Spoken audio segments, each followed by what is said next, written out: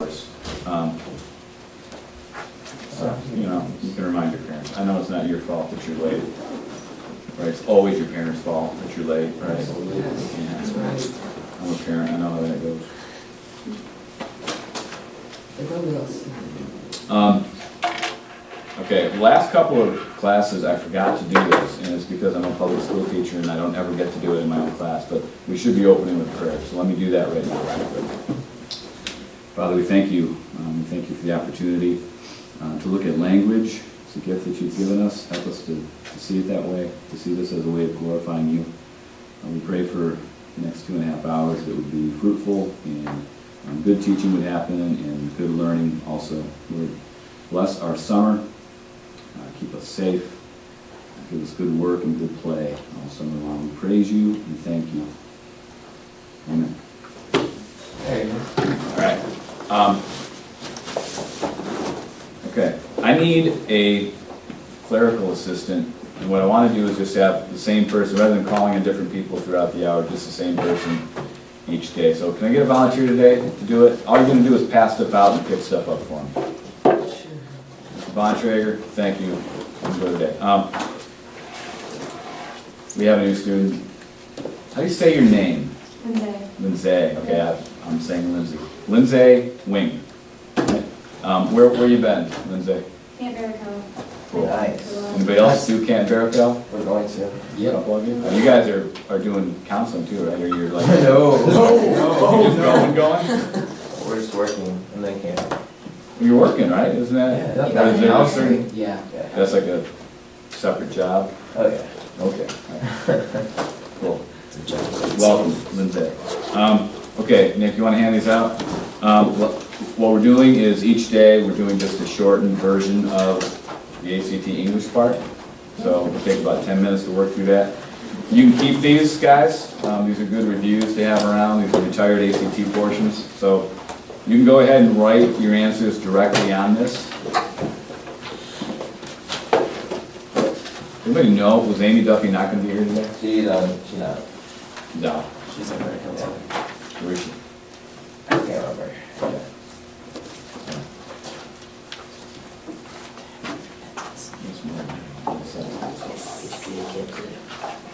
Yeah. Aleen's gone at camp, HBA camp. Oh, is that what she's doing? I think she is. HBA camp. Okay, so 10 minutes. We'll go over that.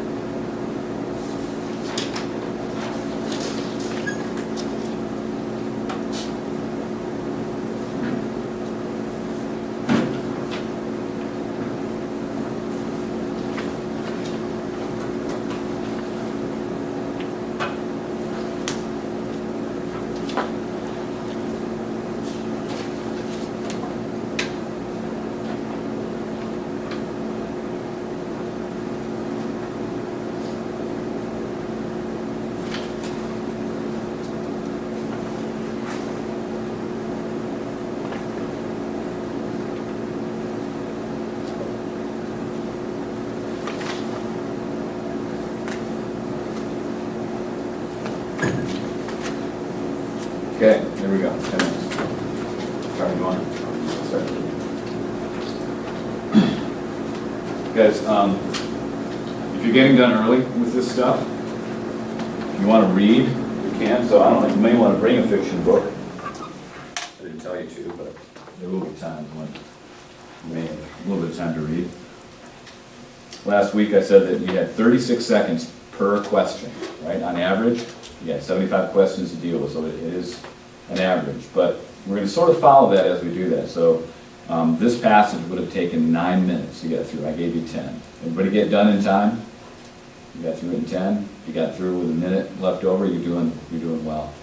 The idea really is to get done with the ACT with not a lot of wiggle room at the end, right? You don't want to have any blanks. If you're coming up to the last minute on the ACT and you have blanks, you want to fill them in. They don't penalize you for guessing. There are some tests that actually take, let's say if there are four choices, if you get it wrong, they'll knock off not 1 point, but 1 1/4 points. And that's to cover for guessing.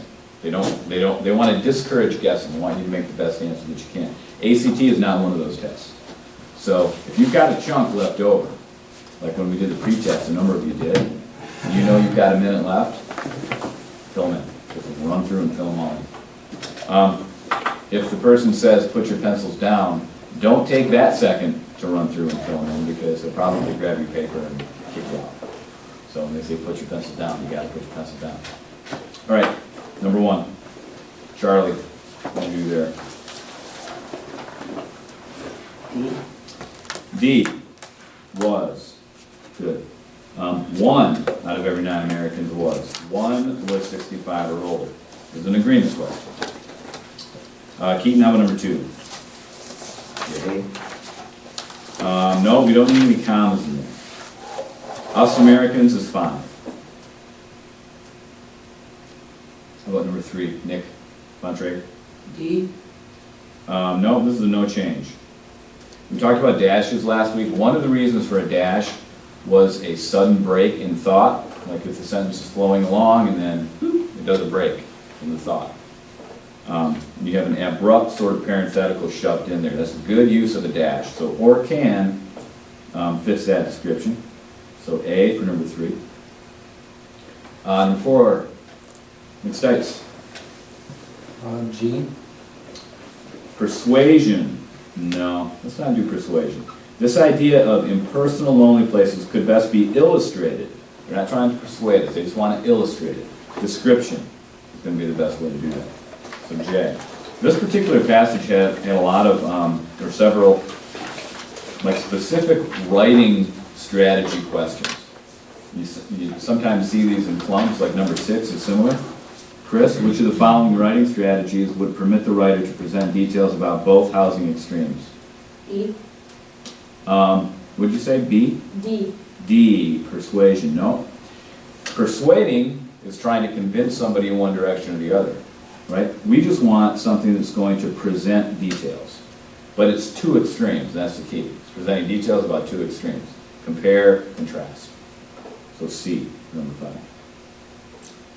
Number 6, Lindsay. G. No, we need something more than just stricter. If we leave it at stricter, it's an incomplete comparison. Right? We need to have something that is compared to. So regulations regarding nursing homes are becoming stricter, because it could be stricter than a clinic, it could be stricter than they once were. We need to nail it down. It's J, stricter than they once were. That's what the essay is about. Right? About the sort of change in conditions and government regulations. Ben, where are we at? Number 7? Suppose that at this point in the passage, the writer wanted to add more information about the impact of government regulations on retirement home conditions. Now here's the key part. Which of the following additions would be most relevant to the passage as a whole? Would it be C? It is C. It's a separate paragraph. This is a real basic essay with just a bunch of paragraphs. There's nothing unusual like a brief history or a bibliography or a case report. Right? Those things might do the job, but it wouldn't fit with how the essay is put together. So when I talked about reading the entire essay and having an understanding of what the whole thing is, this is one of those questions that illustrate that. You want to know what the entire thing is doing. There's another question like that on this as well we'll come up to. John, number 8. F. No, we do want to change here. This one was tricky. But at the same time, the sad fact remains that although most nursing homes are now licensed by the state, unclean and unhealthy conditions can still be found. Now, there's nothing wrong grammatically with that sentence, which is why John put no change. But there's something style-wise that could be improved. The sentence right now is written in what's called a passive voice. That's where the subject is now really doing the action. Generally, in an essay like this, it's fairly short, it's concise. What's going to be preferred is something called the active voice. If I said, I threw the ball, as opposed to, the ball was thrown by me. Both of those things say the same thing. They're both grammatically correct. One of them is more effective and clear. The active voice, I threw the ball, is clearer than the ball was thrown by me. There's too many words saying it in the passive voice. Okay, that's what's going on here. So which one of these choices changes it from passive voice, like it is, to active? Actually, there's even a, sorry, this one is hard, because you can answer that question and still get this one wrong. Look at G. One can still find unclean and unhealthy conditions. Okay, there we go, that's active. But it's still not the best answer. In G, what they're doing is they're adding this pronoun one. We don't see that anywhere else here. We don't see like I or us or one. There are no pronouns. This is all just about these regulations, about nursing homes. Look at J. Many of them are unclean and unhealthy. That one is the simplest, the clearest. It takes care of the passive voice. Doesn't add anything weird to it, like new pronouns. So the answer is J. Anybody have J? Great. After all that? I'm sure that's all the thinking that you went through, right, Chris, to arrive at it? Yeah.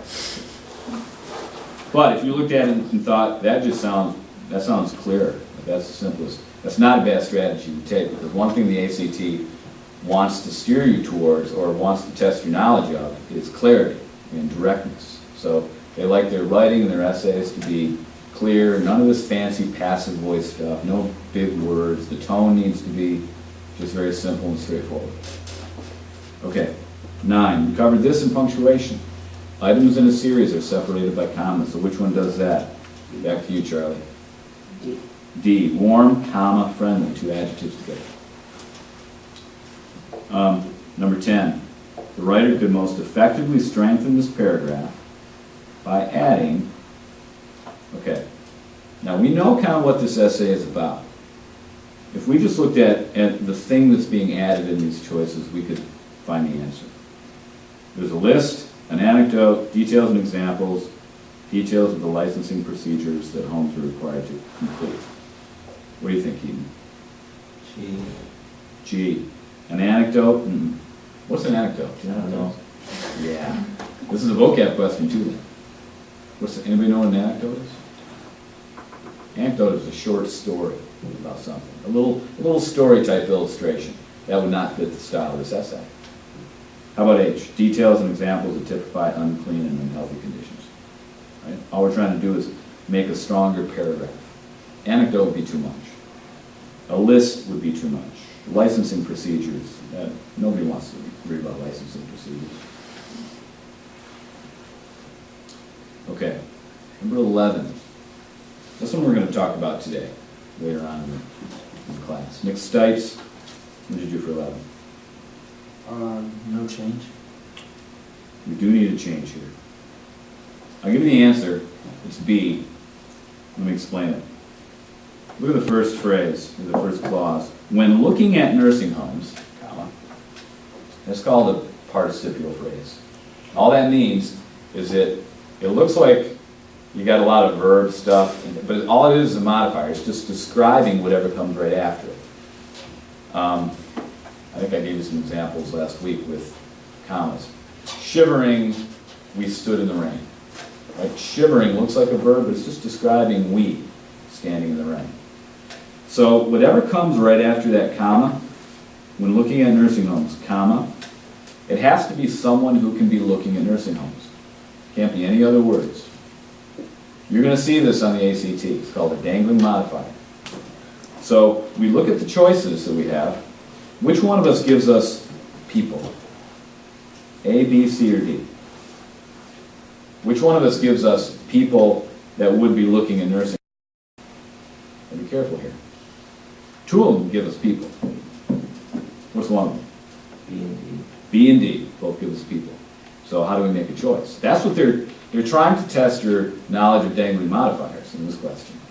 But they also want to test that you know what's going on in the passage. Nick? Yeah, if you read on, it says family members should remember as they look. So you're going to pick, Interested parties. yeah, not the patient. The patient's not the one looking at nursing homes, it's their family doing it for them. So B for the right. But this is a question that you had to approach it in both those ways. You had to catch both of those. The dangling modifiers, sometimes all they're testing is that you know that it's a dangling modifier. Yeah, but in this case, there were two possibilities.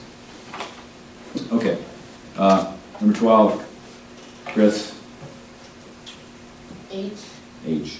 Behooves, that's a fine word, and it works grammatically, but I would never say it, and neither would the writer of this essay. It doesn't fit, right? Behooves does not fit the tone of the essay. It is very important, it's clear. Lindsay, number 13. Now hang on. We saw a similar one like this. Number 7 was a lot like this.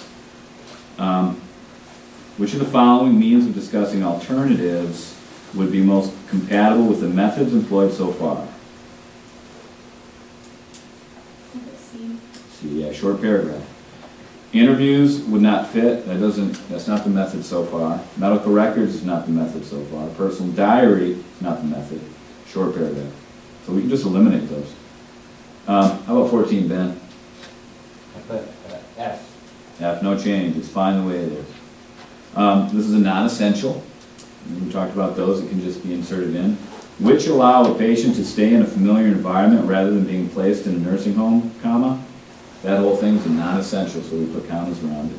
All right, 15, this one might have been the most time-consuming one, because you had to do some comparison.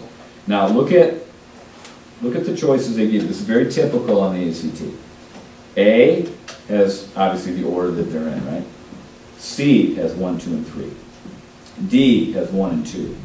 So 3 of the choices have paragraphs 1 and 2 as the first 2 paragraphs. We can guess it. It's not B. It's going to be one of those 3. So 1 and 2 are good. We don't have to read them. We can go to number 3. Let's see if 3 is the best third paragraph. And one way to do this is look at the very beginning of paragraph 3, guys. Flip back. The very first words are a transition. But at the same time, the sad fact remains that, blah, blah, blah. Right, that tells me that this paragraph is connected to the paragraph before it. So we look back at 2. Doesn't make sense to have the words but at the same time. Stricter, it's possible to find retirement conditions that are positive and comfortable. But at the same time, there's these sad facts. Yeah, it does fit. So 1, 2, 3 is good. How about 4? When looking at nursing homes, we don't have a transition there. That doesn't help us much. It might just be, you don't have to have transitions. Okay, let's jump ahead and look at 5. For these reasons, it behooves us to take the time to carefully check out. Okay, now 4 doesn't really give us a bunch of reasons, but 3 does. So 1, 2, 3, 5. That's our answer, C. 1, 2, 3, 5. How many had C? How many had A? No change. Okay, it's going to come down between those 2. But if you don't take all the steps, so you may have to read entire paragraphs again. You don't have to read the whole thing again. You need to use some strategies. Every time we do this, guys, you're going to see, just about every time, you'll see a question kind of like this. It does take some practice. You start figuring out, oh, if I just look at the first word in the paragraph, I can see if that's a good place for that paragraph to be. Also, look at paragraph one more thing, then we're done. We talked about adding context to our essays. This essay, and it is just an informative essay about nursing homes, retirement homes. It adds context. Americans are living longer. The number of citizens 60 years or older total more than 40 million in 1999. 1 out of every 9 Americans is 65 or older. Okay, that long intro sentence is all just context. We don't know what this topic's about except about growing old, people getting older. Because advances in medical science and more healthful lifestyle have lengthened the lifespans of Americans, more and more of us are finding that the time comes when we either no longer want to or can live on our own. There we go, now we're on the topic, about having to not live on your own anymore. But the whole thing was context that just led up to that topic. That's a good example of how to do that. Okay, now you can put more. There's a 3-hole punch there if you're putting these away in your reading binder. And then, guys, once you're sitting down, you can grab your green textbook. You can work out of that today.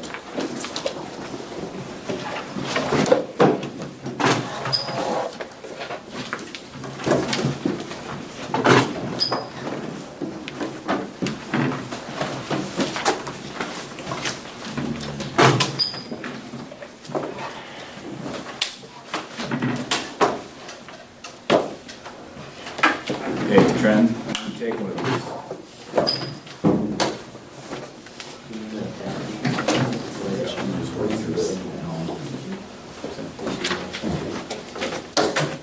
No, the big fat textbook, you know. Mr. Gross, do you have Anybody else see one? Yeah, Use my baby. Your mom too? Yeah, she loves it. Yeah, I know. Charlie, we run in my car, got a box of them in the trunk. She wants to know if we're keeping them. Do you lock it? No. No. Go. I don't think I Go. like it. How many do I need, how many do I need, guys? 1, 2, anybody else need one? 2? 2. Okay, go to, yeah, so I didn't do a very good job of explaining the stuff that I gave you. I need that back. So I only have like one class set of it, so I gotta use it every time I do this. So are we not supposed to write it? Yeah, yeah. Did you write it? Yeah. Just stop writing. Okay. I'll make the best of it. That It was my fault for not. You wrote it not on wanting. 110? No, it's not that. Okay, guys, go to page 655. Oh, Oh, if you're watching the video, guys, we just did packet 2, so see me and I'll get that to you. I can't see it. Yeah, no. 655. Wait for Charlie.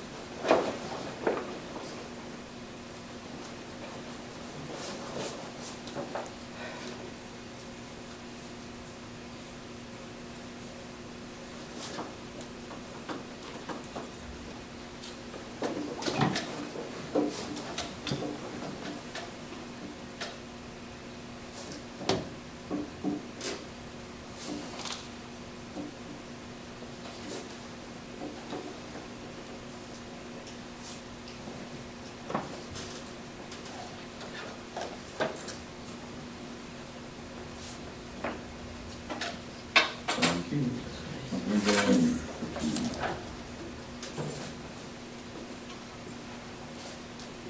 Thank you. Okay, look at the oral practice on the bottom of 654. A couple of those I want to hit real quick. If you saw the video, the PowerPoint that I did online, I talked about objective and nominative case pronouns, and some of the stuff that you did in the skill builder covered that also. And there are a few items that are a little confusing because they don't sound like you think they're supposed to sound. Look at number 1 in the oral practice, 654. They saw Ling and me at the fair. Some people want to put an I in where the me is. They saw Ling and I at the fair. Because it sounds more proper somehow.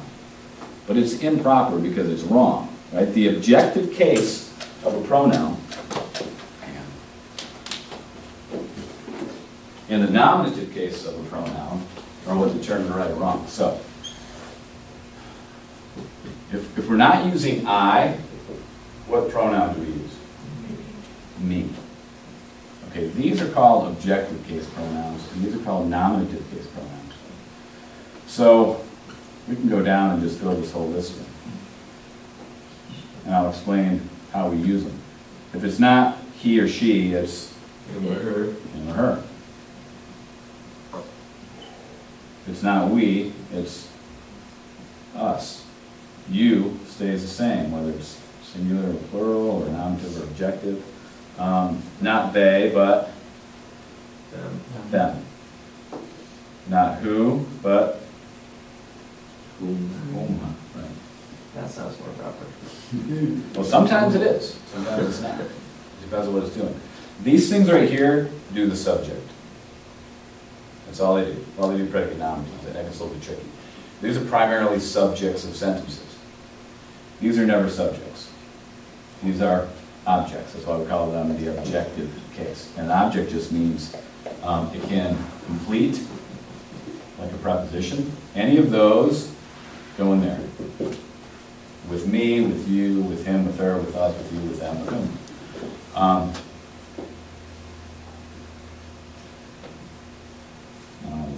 I just throw too often. But there's a phone. Choose give, the verb. So anything that would go in there would be objective also because it's receiving the idea of give. Object is like something that's receiving something. It could be the object of affection or the object of attention. So anything that is receiving the idea of a verb is going to be from that column right there. Now, just because you're making it plural, this tends to be the case. For example, I went to the movies with, or they went to the movies with Sam and I. That's what we want to say, especially if we want to sound like we're speaking proper English. Right? With Sam and I. Everybody does it. I catch my wife doing it all the time. I'm trying to correct her. It's not working. I can't fix it.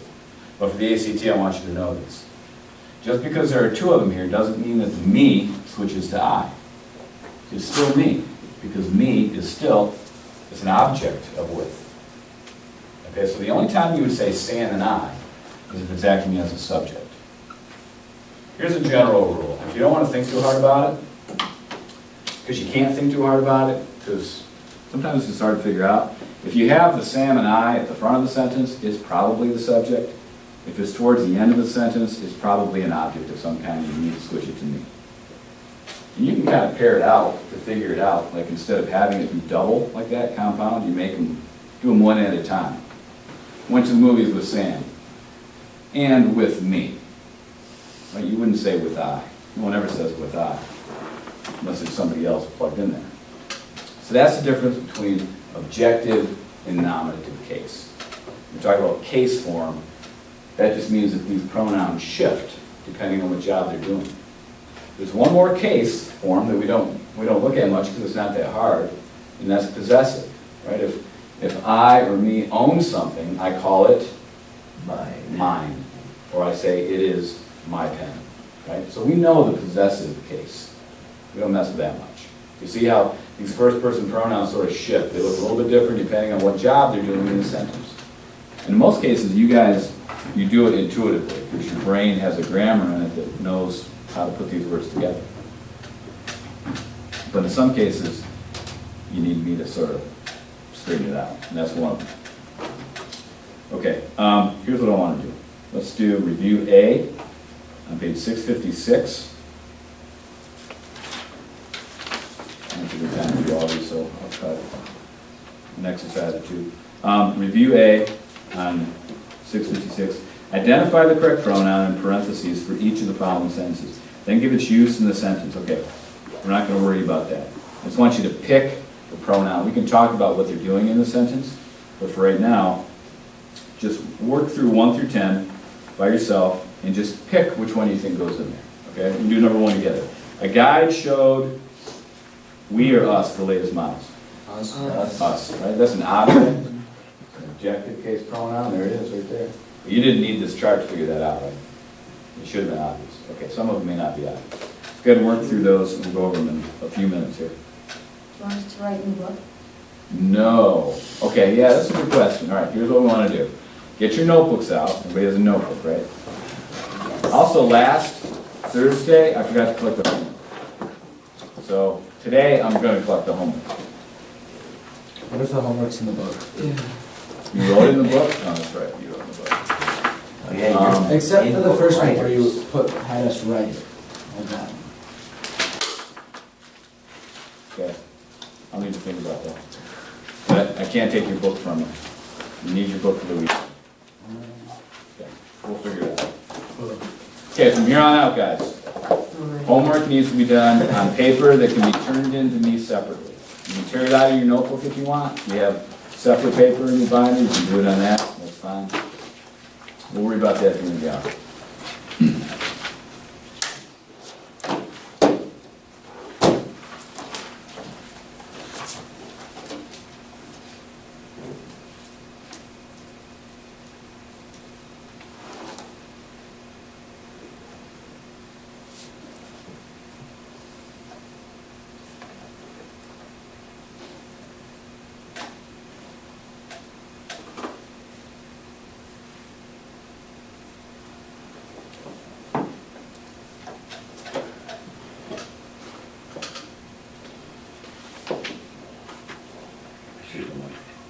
Board stuff right there, huh, John? Remind me to move this back.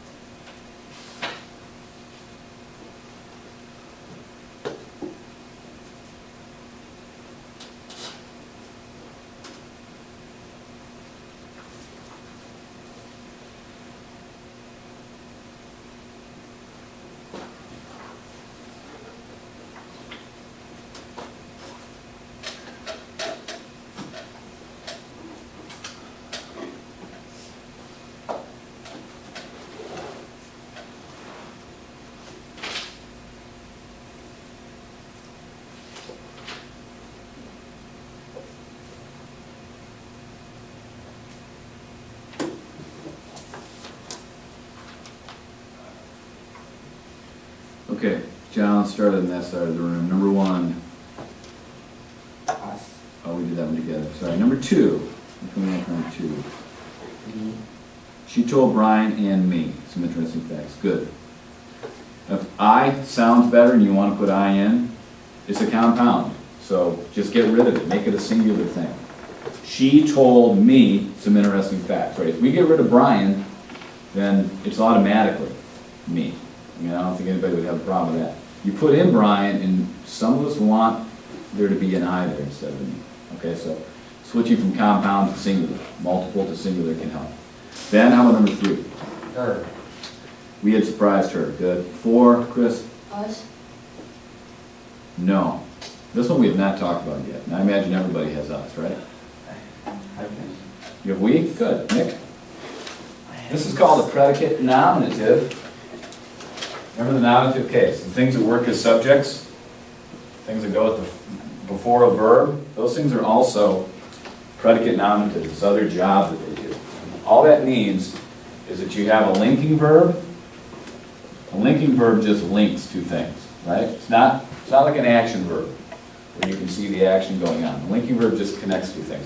Description sentences generally are linking verb sentences. So, what one was that?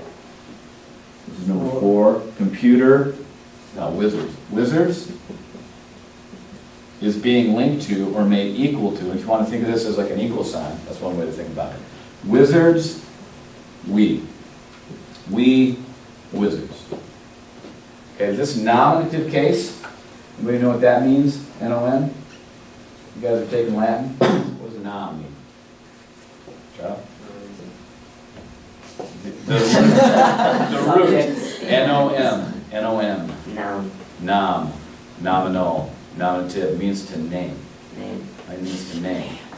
That's what's going on here. This is a predicate, nominative. Predicate just means it's down here with the subject, with the verb and stuff. You have subject, you have predicate. That's what all sentences are made of. This nominative case pronoun, predicate nominative, is just naming this over here.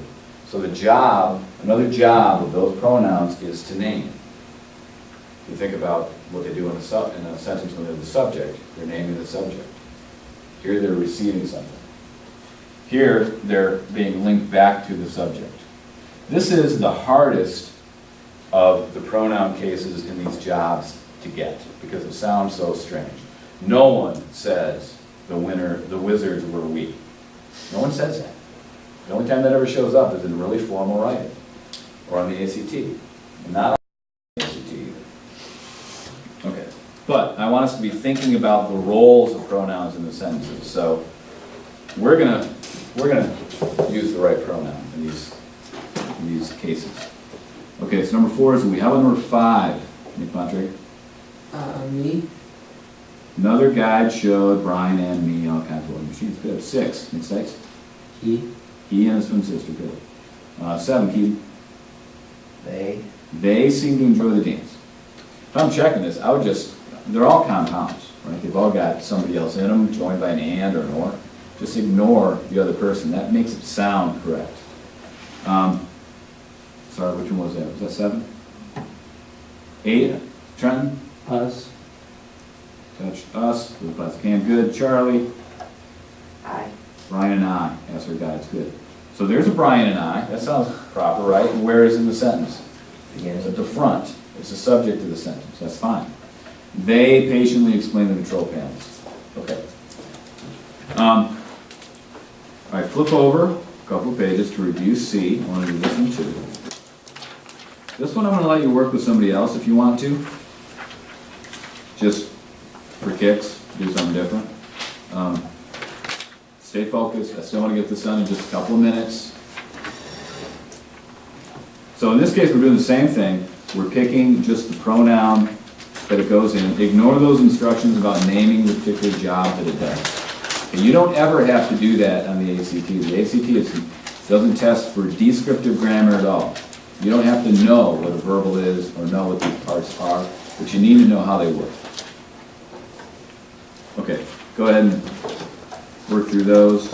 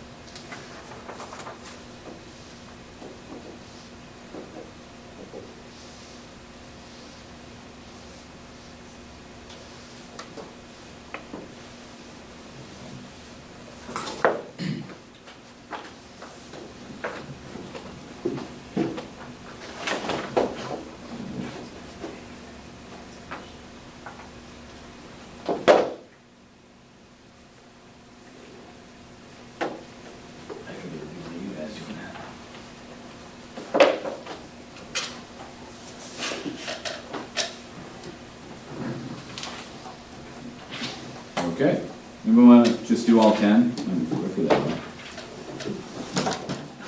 Better know. I did the last time. Oh, that's right. Oh, good.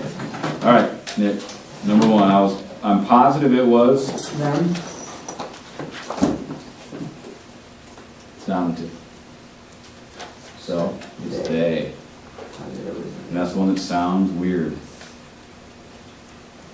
okay. Okay, how about number two? Him, and I. So would you say him is working on a special science project? No. You say he, and you say I, so it's he and I. Okay, how about three? Me. Good. Number four? Me. Good. Number five? Her. I hope that, let's take out you and. I hope that she will be able to get the antenna. Okay. You and she. That might sound a little bit strange in that compound. That's why they're giving us these items in compound, because they do sound strange. Okay. How about six? Me. Good. Seven? Him. And Again, Dang it. that is he on the red bicycle. okay. How about eight? I. Between you and me. This is like the width over here. Between is a preposition, just like with. Now, that may throw me off a little bit because it is towards the front of the sentence. And I said that you have eyes at the front of the sentence. But it is behind the preposition between, so. Okay, how about nine? Them. When are your parents, all right, get rid of parents. And if you take parents out, what would you say? When are they coming home? And 10. That's two in there. Her and me. Good. Except her, except me. So in each of those cases, what we're doing is we're looking at the thing that it's related to, the thing that it's either an object of, because all of those had either a verb or preposition in front of them, or it was being linked to the subject like this. There were two of them like that. Everything else was an object. Okay. All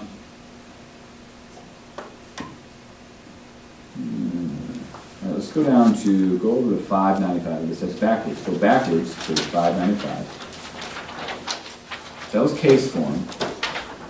Let's work a little bit with the agreement and stuff. And we'll go over the homework for at least part of it in just a minute. Then we'll do a couple of these. Exercise 5 on page 595. Okay, these are indefinite pronouns. Actually, some of them are. There are some other just regular type of pronouns. If you saw the PowerPoint, guys, I may not have stressed strongly enough that you need to go to the blog and you need to look to see if there are PowerPoints to watch. This stuff that we just did on case form was in a PowerPoint on the blog. This stuff, agreement and indefinite pronouns, it's on the blog. So if you haven't looked at that, you need to. And check every day. Every day, I'd say by the end of today, you're going to want to look again, because I may have some things up there that I need you to look at. What is the blog? I Um, don't know what that is. Let me give you a syllabus. For you guys.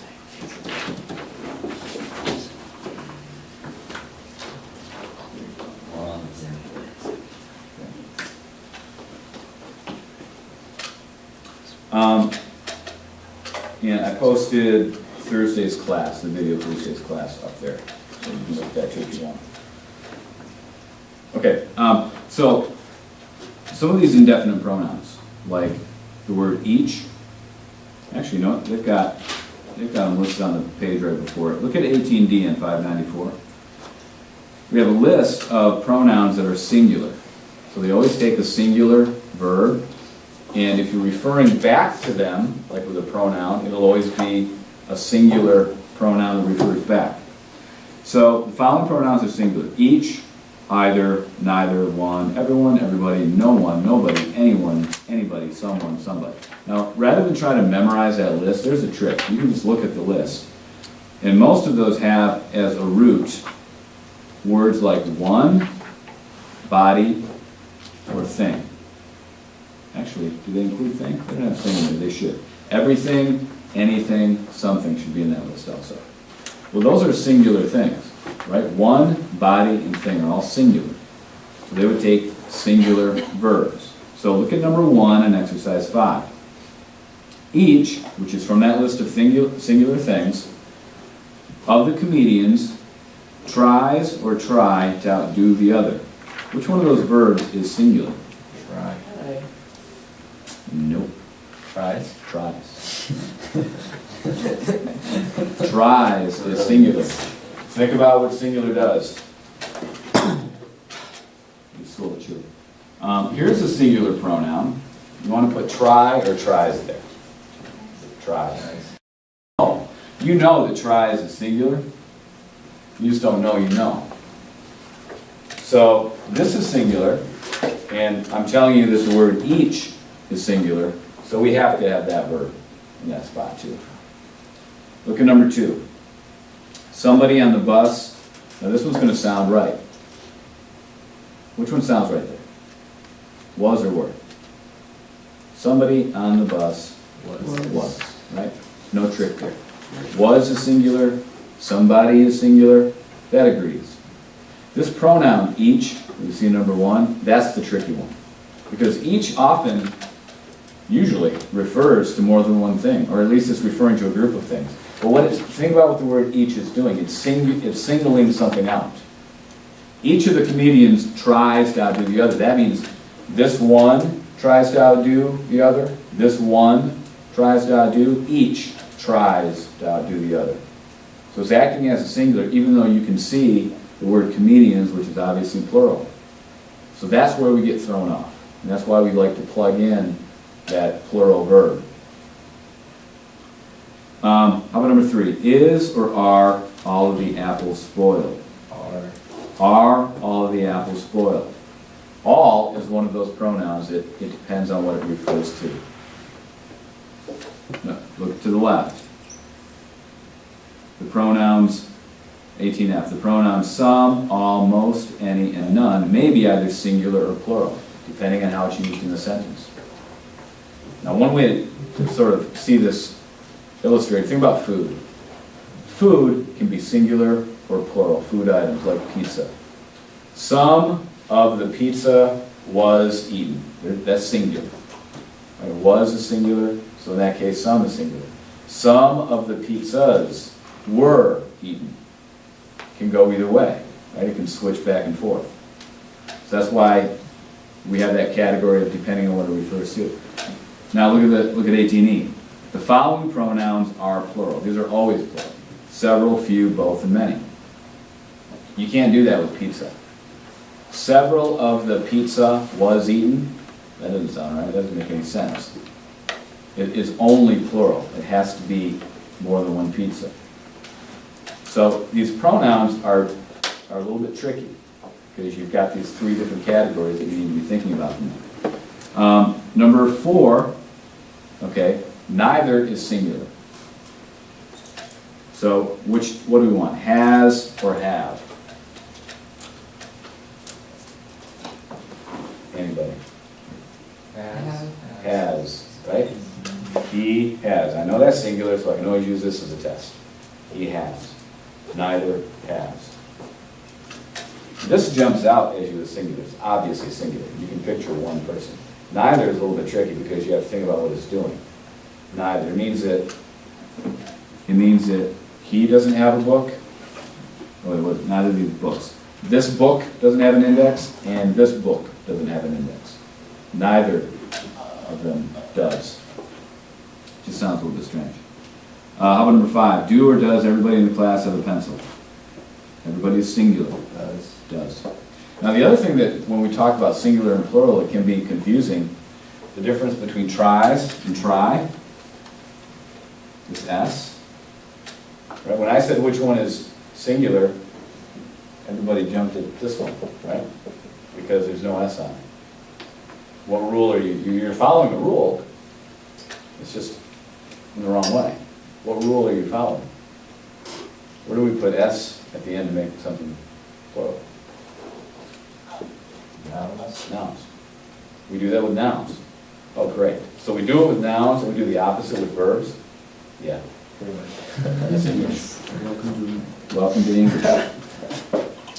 Number 6, few of these jobs, few is always plural. So which one's plural? Sound, right. Again, if you're not sure, you can just plug something in that you know is plural. How about the word they? They is obviously plural, it's always more than one. So if it goes in there, it's plural. They sound.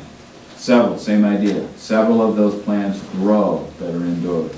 She said that no one in the office leaves early. No one is singular, so leaves. And most of these sound good, they sound right, because your brain knows what's singular and plural. It's the gray ones, the ambiguous ones that are tricky. Both of her parents have offered us a ride. Do, plural. Most of the CDs belong to her. Most is referring to multiple CDs. Okay, let's do this. Let's go to this. Go to page 75. I want to go over 3 exercises.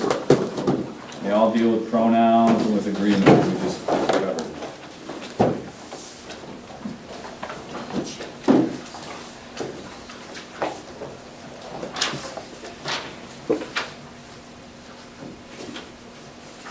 Page what? Page 75. Let's do that. We're not going to do the whole thing. Most of these are kind of obvious. I want to hit the ones that are might be confusing.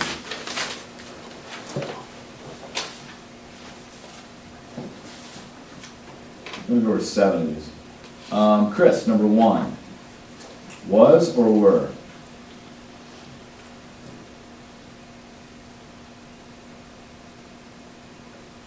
What? No, because it's not both the cars. Were is plural, so that would imply both the cars are destroyed. It's just one. Neither was destroyed, neither is singular.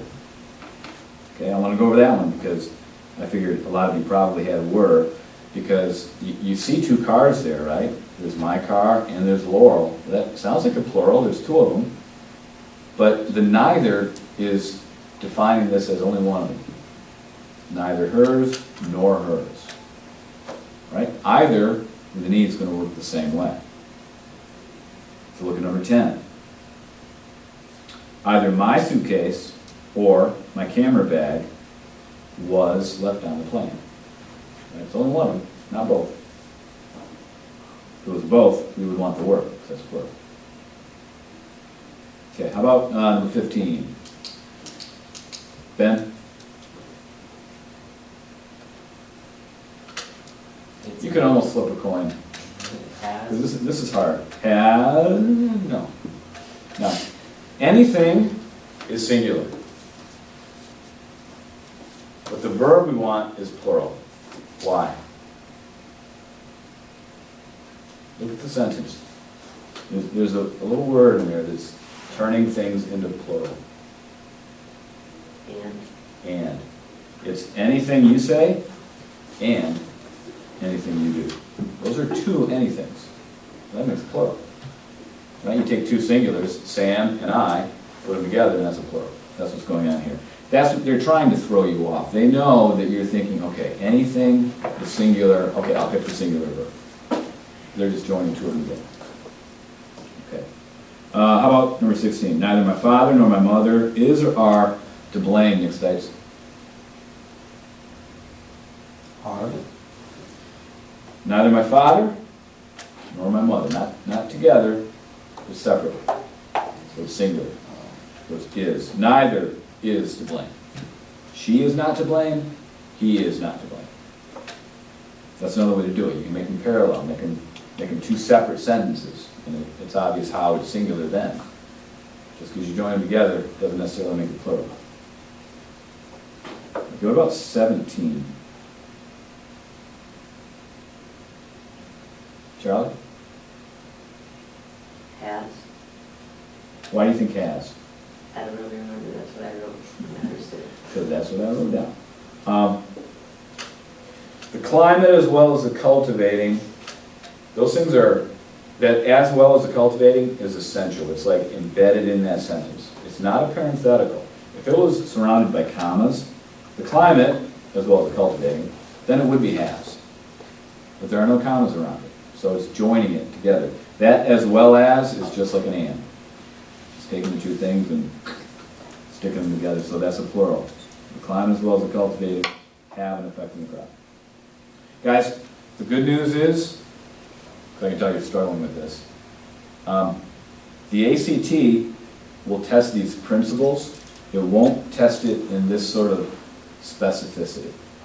Okay, you may have a problem that has the pronoun each on it, and they're gonna want you to pick a singular verb, so you need to know that. But you're not gonna get a string of either or, neither or confusing sentences like this. Like these last ones we're doing are pretty confusing, so don't get discouraged if they're not making sense. What we're trying to do now is just to get you to think grammatically, like to think of how a sentence is put together. Think logically. Right? That's what we're being tested on. How about number 19? The grocer, no less than the wholesaler, is or are responsible. Now think about what that whole sentence is saying.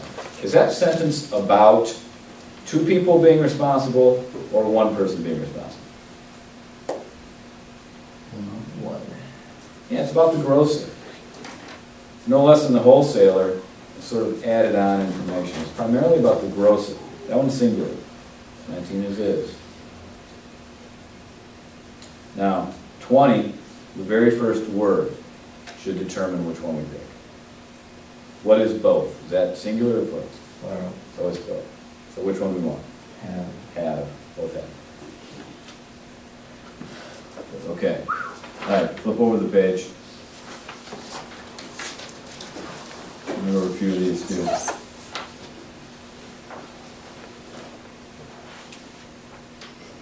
Who and whom. These are really tough. Adults don't even get it. Nobody uses who and whom, right? Okay, so whom is objective.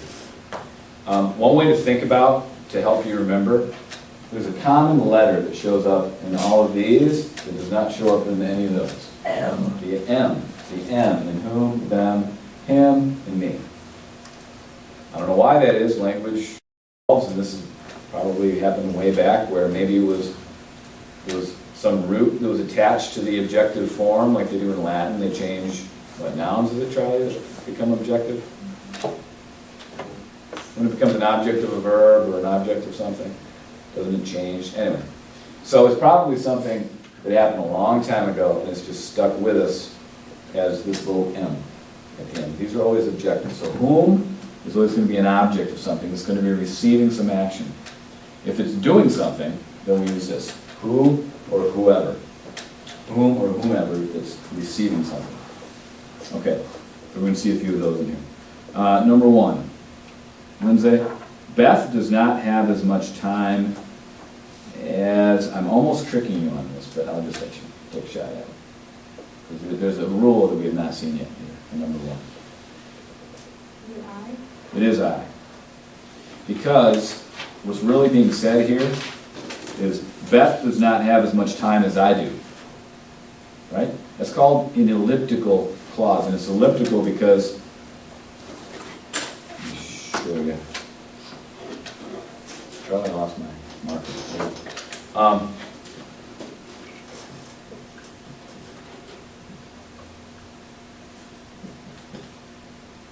Normally in English, this last little word here is implied. You can tell what something means. Like, Beth does not have as much time as I. We know that what that means is Beth doesn't have as much time as I have, right? Or as much time as I do. We know it so well that we can drop it. So this is just sort of become that. So this is weird to see I at the end, right? I mean, I just told you that if it shows up at the end, it's probably objective. I didn't say always objective. I said probably. The reason it's called elliptical, you guys know what an ellipse is? What's the shape of an ellipse? Oval. Yeah, kind of like an oval. Like that. It's this. Beth has as much time as I have. Right? It's just referring back to some previous verb. So it's called an elliptical clause. But you wouldn't say Beth has as much time as me have. Right, so this thing really is still doing the job of the subject, even though it's at the very end of the sentence, even though you don't see the verb, you could put in the verb. And that's one way to figure it out, is go ahead and put the verb in. Right? Beth does not have as much time as I have. That sounds good. Probably you're not going to run into an elliptical clause on the ACT. That's good news. How about number 4, John? Whomever, I didn't hear that. whomever, No, whoever. Tommy did not give the ticket to whoever wanted it, right? The verb wanted comes right after it, because this is doing the work of the subject. It's being the subject of the sentence. So we want it in that case, not receiving anything. Now what's tricky there is right before the whoever or whomever is the word to, which is a preposition. So you think, well, it's the object of that preposition. Well, not exactly. The whole clause, whoever wanted it, is the object of the preposition. But in this case, the whoever is actually doing something. It's doing the job of the subject. It's wanting it. Told you that'd be tough. How about 5? Nick Bontrager. The captain invited the visitors, William, Rosemary, and I,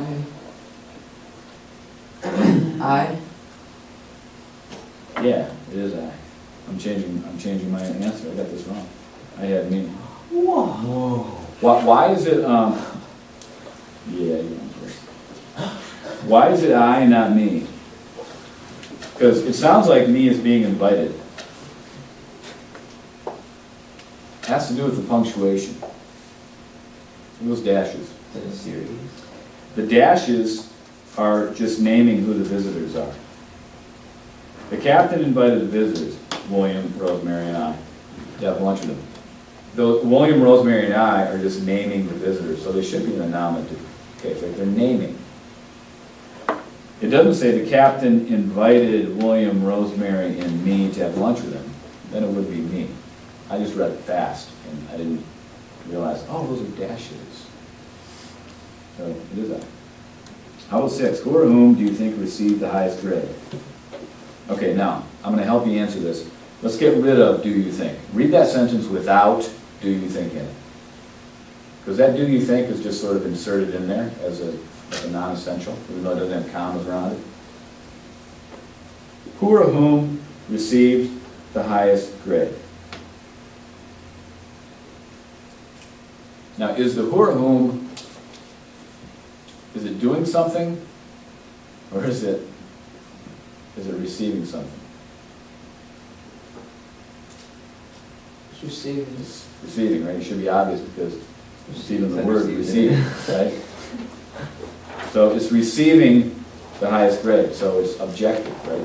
It's the object of the grade of the receiving, so it's.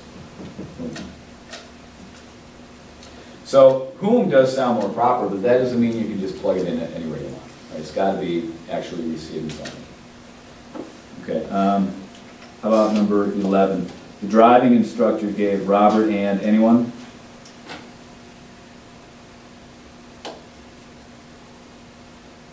Anyone? It's a compound. Let's get rid of the compound. Yeah, me. The driving instructor gave me another test.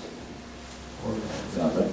How about 14? I hired the person who or whom I thought would be the most qualified. Doesn't sound. It's not whom here. Says who. Get rid of I thought. I hired the person who would be the most qualified. This is like this right here. Who would be qualified?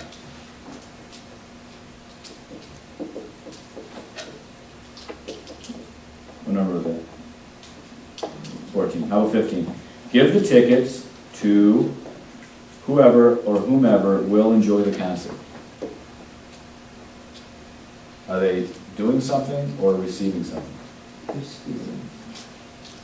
Now Are they giving? They're enjoying the concert, right? the whoever. But aren't they receiving the tickets? Mr. Beals driving us crazy. Give the tickets to, okay, Whomever. give the tickets to, this whole thing is called a clause, it's called a noun clause. And that's who's gonna get the tickets. But inside the noun clause, remember we talked about a noun clause being a subject and a verb? Group of words with a subject and a verb. Inside the noun clause, whoever will enjoy the concert. Whoever will enjoy the concert, right? It's whoever because it's a subject. It's doing the enjoying. Now, if I were saying this sentence out loud, there's a 50-50 chance that I get it right. Because I'm not going to be able to stop and think about, is it doing the idea of the subject, or is it, no, it's a noun clause. So it looks like it should say, okay, whoever. Nobody talks that way. But you need to know, again, the role of these pronouns in the sentence. So the thinking that's involved to come up with that is good thinking, even though you may never use whoever or whomever correctly in a noun clause. Actually, you probably will half the time. Half the time you get it right. Okay, last one, number 16. The thief, who or whom committed the crime, has been arrested.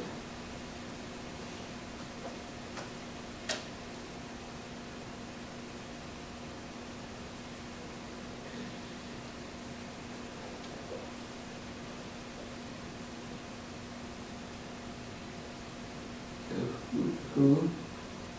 Good. All right, we ended on a good note. Who committed the crime? Right, it's the subject. So one on that list there. Who? Okay. Subject-verb agreement, pronoun antecedent agreement. That's what we just did. We're going to see these in just about every ACT question set that we do. It won't be exactly like this. They probably will not test you on your knowledge of who and whom. It's possible though. But the principles of knowing nominative and objective case, so knowing the difference between that column and that column, is going to show up on the ACT. The agreement for sure is going to show up. So know that each is singular. So they're going to try to trip you up and throw in something that looks plural. But we'll hit those as we go over them. Let's take 10, all right? So we resume at 12. 11. Yeah. Oh, we could go 12. Yeah. Yeah, because it's 12. Nah. It's I have to get my money or something. Yeah, I had a bacon Sunday. Nasty. I had to do it.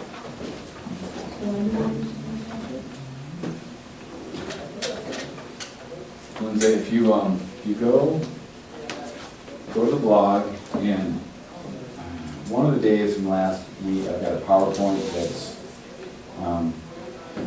it's an ACT essay PowerPoint, where I just kind of walk through an introduction to the essay. And in the essay, I gave the prompt that it has to do with, I think I should have a written copy. I might have a written copy. Yep.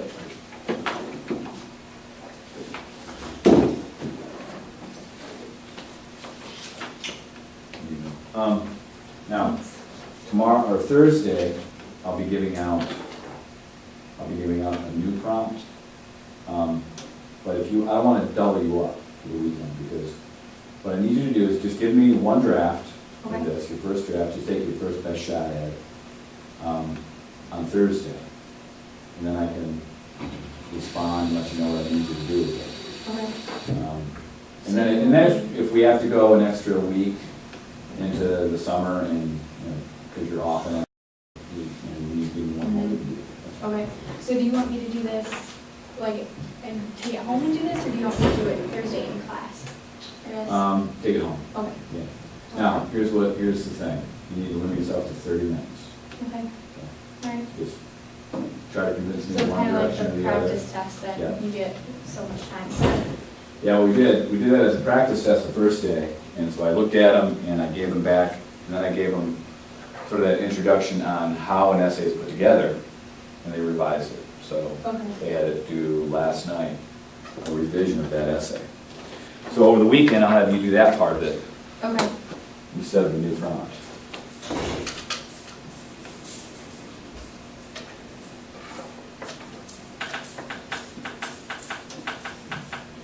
You are outnumbered today. We do have two other females in class. I know Amy Very- Duffy, yeah, she's okay, got good. HPA today, yeah. Alright. I actually live about 2 minutes away from her. Oh, do you really? Mhm. Yep.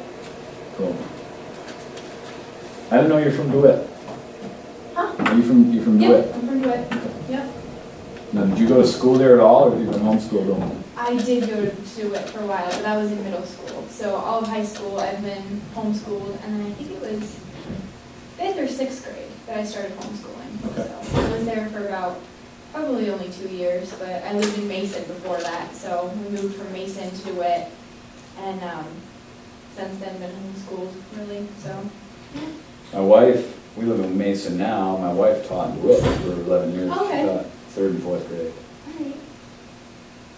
So, how do you like it? Do you like being I homeschooled? like being homeschooled. I like the independence, I guess, and the Mm. responsibility of just being able to do your work on your own time and getting it done. I guess it's more of the feel for college, I guess, it's a nice head start, so. I do like that aspect of it, so. So where do you live in DeWitt? I kind of know. Lakeside, do you know where Amy lives? Or no? Yes. Okay, I am in Lakeside Preserve, do you know where that is, on Airport Road? I know Airport Road. If you go down Airport Road, do you know where Herbison Road is? Yes. If you meet up Herbison and Airport Road, I am like just off the corner Okay. of. My brother-in-law lives, yeah, he lives close to that airport, let me think. If you go from the expressway, you're on Airport Road, Mhm. right? And Yep. then there's a stop sign. Is there a stop sign? Maybe it's a stop sign, no. I think there is actually. The second one that only goes west, he's just out Yeah. that road. There's like a new development Oh, yeah, there, yep, and then on yep. the other side is an older development. Yep. Gotcha. It's cool. Yep.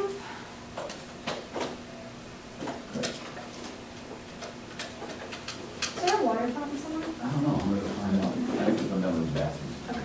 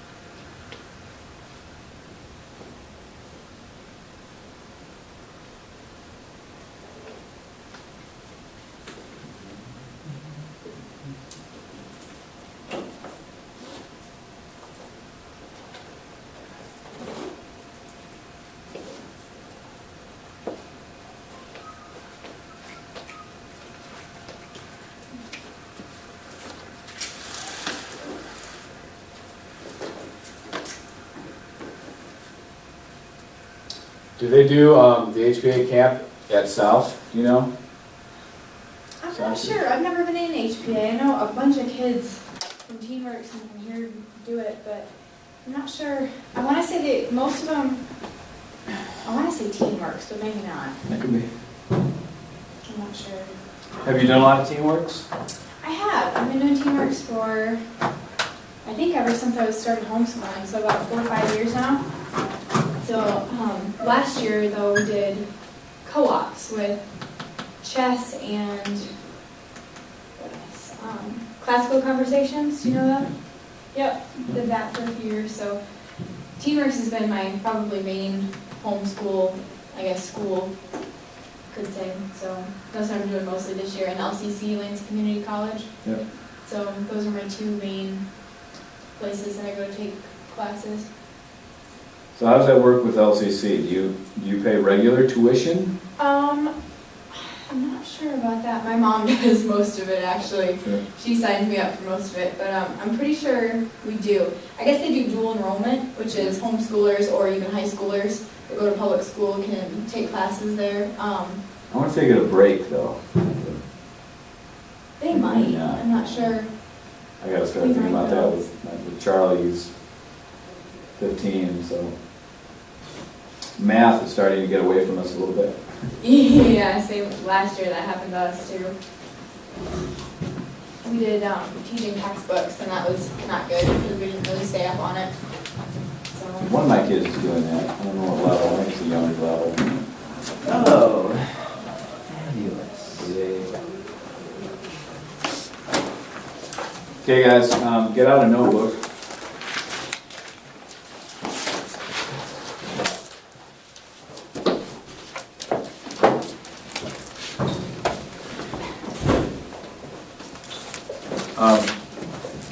I'll have your essays back to you on Thursday. And you may find some comments on it. And at some point in term, you'll probably find a lot of these comments on your writing at some point. We left things sort of, not vague, but fairly simplified, right? I gave you 5 criteria. Anybody remember what they were? State your position clearly. 5 paragraphs, right, for this revision essay. Transitions, context, and framing. I think that was it. So hopefully you took a shot at all of those. These, you're going to see some of that in what I want to go over today, but also you're going to see some things that have more to do with just how you argue a persuasive paper, how you argue your points. So you'll see some things about logic and about assertions and premises and things like that. So a lot of this may be new, it may be somewhat familiar to you. So we are taking notes today. So write these down. And again, when we talk about notes, avoid writing down every single word. You need to just get the main idea. So you'll have a bold point and then a sentence or two that explains it. Write down as little as possible, but you need to have something written down for each of these 12 ideas. You've got 12 different points I want to talk about. Okay, so first, this isn't actually one of the 12, but hopefully you know that the ACT essay is a persuasive essay.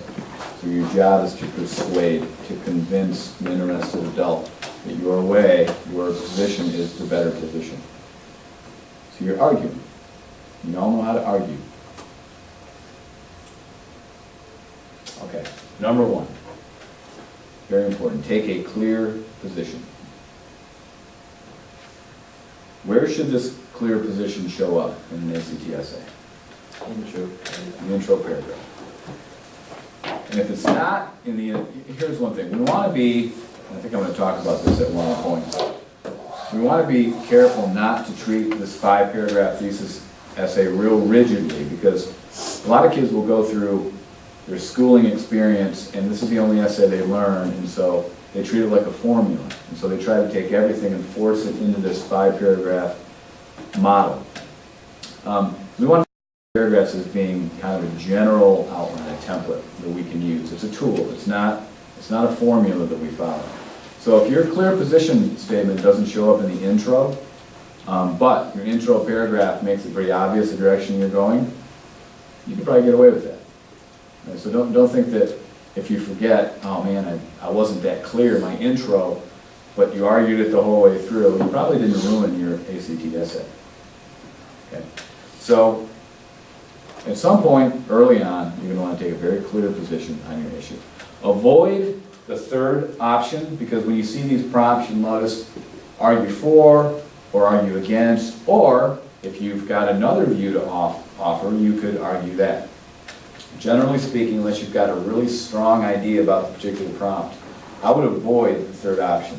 It's just hard to do well. I've graded thousands of these kinds of papers, and it's very rare if somebody takes that third option and does anything convincing.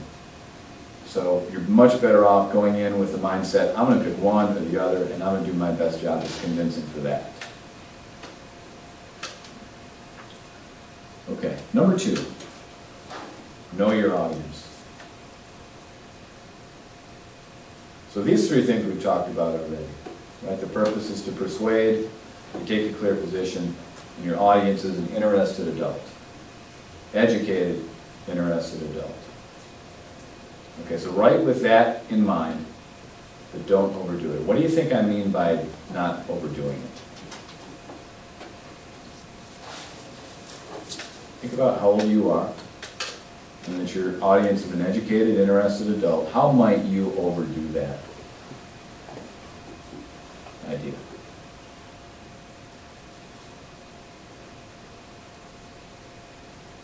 And try to just write in a way that sounds fancy. Avoid that, generally. You want to sound genuine, like you know what you're talking about, but avoid using big words that you're not real comfortable with. Avoid trying to sound too much like an adult. They understand that this is 16, 17, 18-year-old kids writing these essays. Okay, they have that in mind.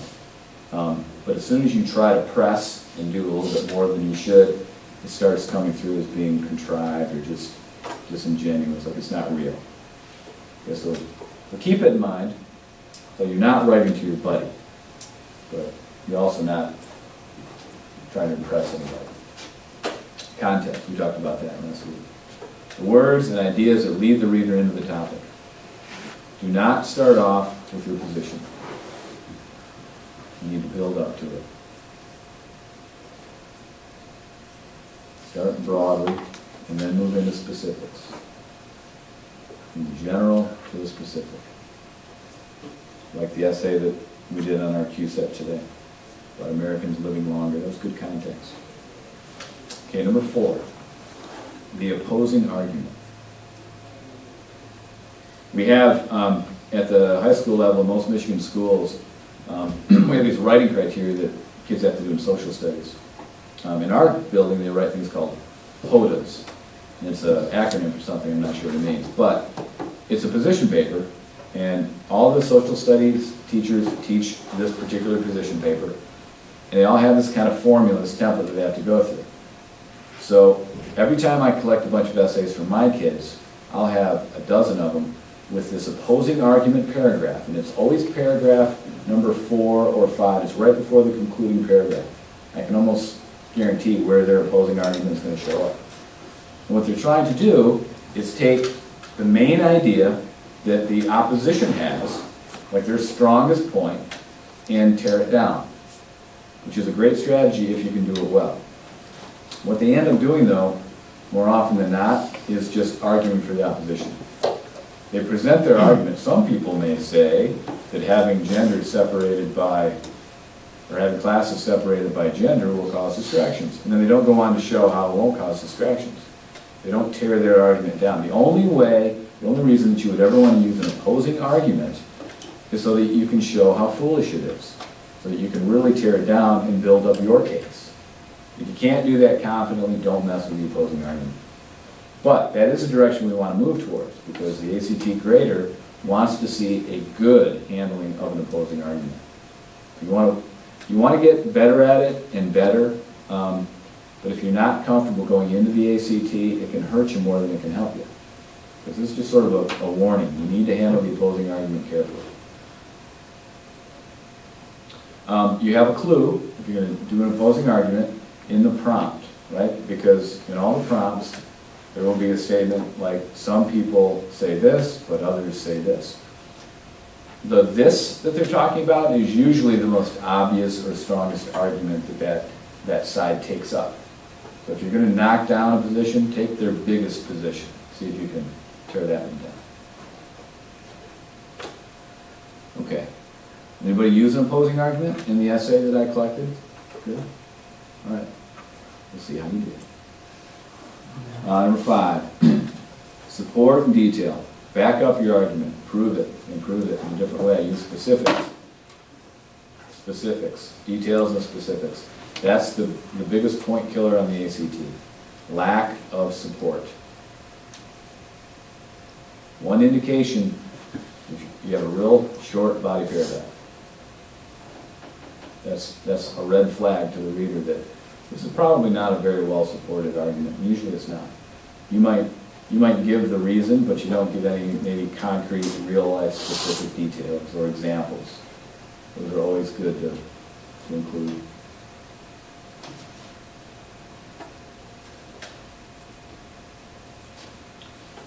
Number 6, substantive arguments.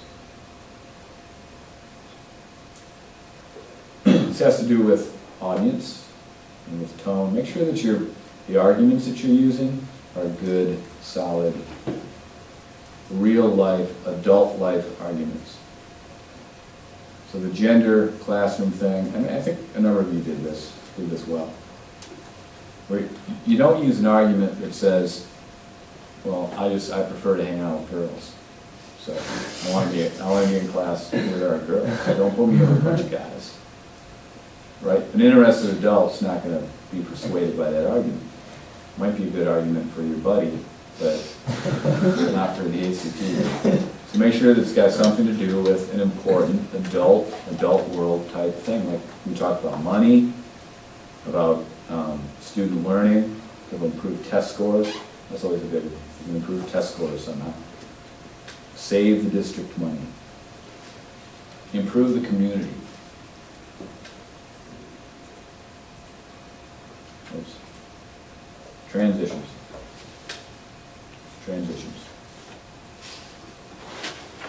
Indents on the paper are not transitions. They help, they do help, but they're not enough. Right? You want to help the reader through the paper, moving from one idea to the next. And the best way to write a good transition is to be able to read your paper like an interested adult would read your paper. Like you're really interested in what they have to say. And so you put yourself in the reader's position and you read it like you've never seen the essay before. Do the ideas flow from one to the next? Is there maybe a little transition like, however, or on the contrary, or furthermore? Maybe that would help the reader move from one idea to the next. You can get a sense of where you need the transition. Typically, where do you need transitions? Beginning of the paragraph. Beginning of paragraphs are helpful. Some of the paragraphs in the essay we worked with today in the QSET had good transitions. But if a paragraph just flows directly from the previous one, you may not need one. So you don't want to rigidly make sure that you've got a transition between each one, but if it makes sense, include one. You may need transitions within a paragraph to move from one idea to the next. Again, reading it and being a good reader, understanding the flow of language, that's the best way to find them. It's also the hardest thing to teach, though. Okay, number 8. A lot of you will have something like close a sale, because this is one that generally kids need to learn to do.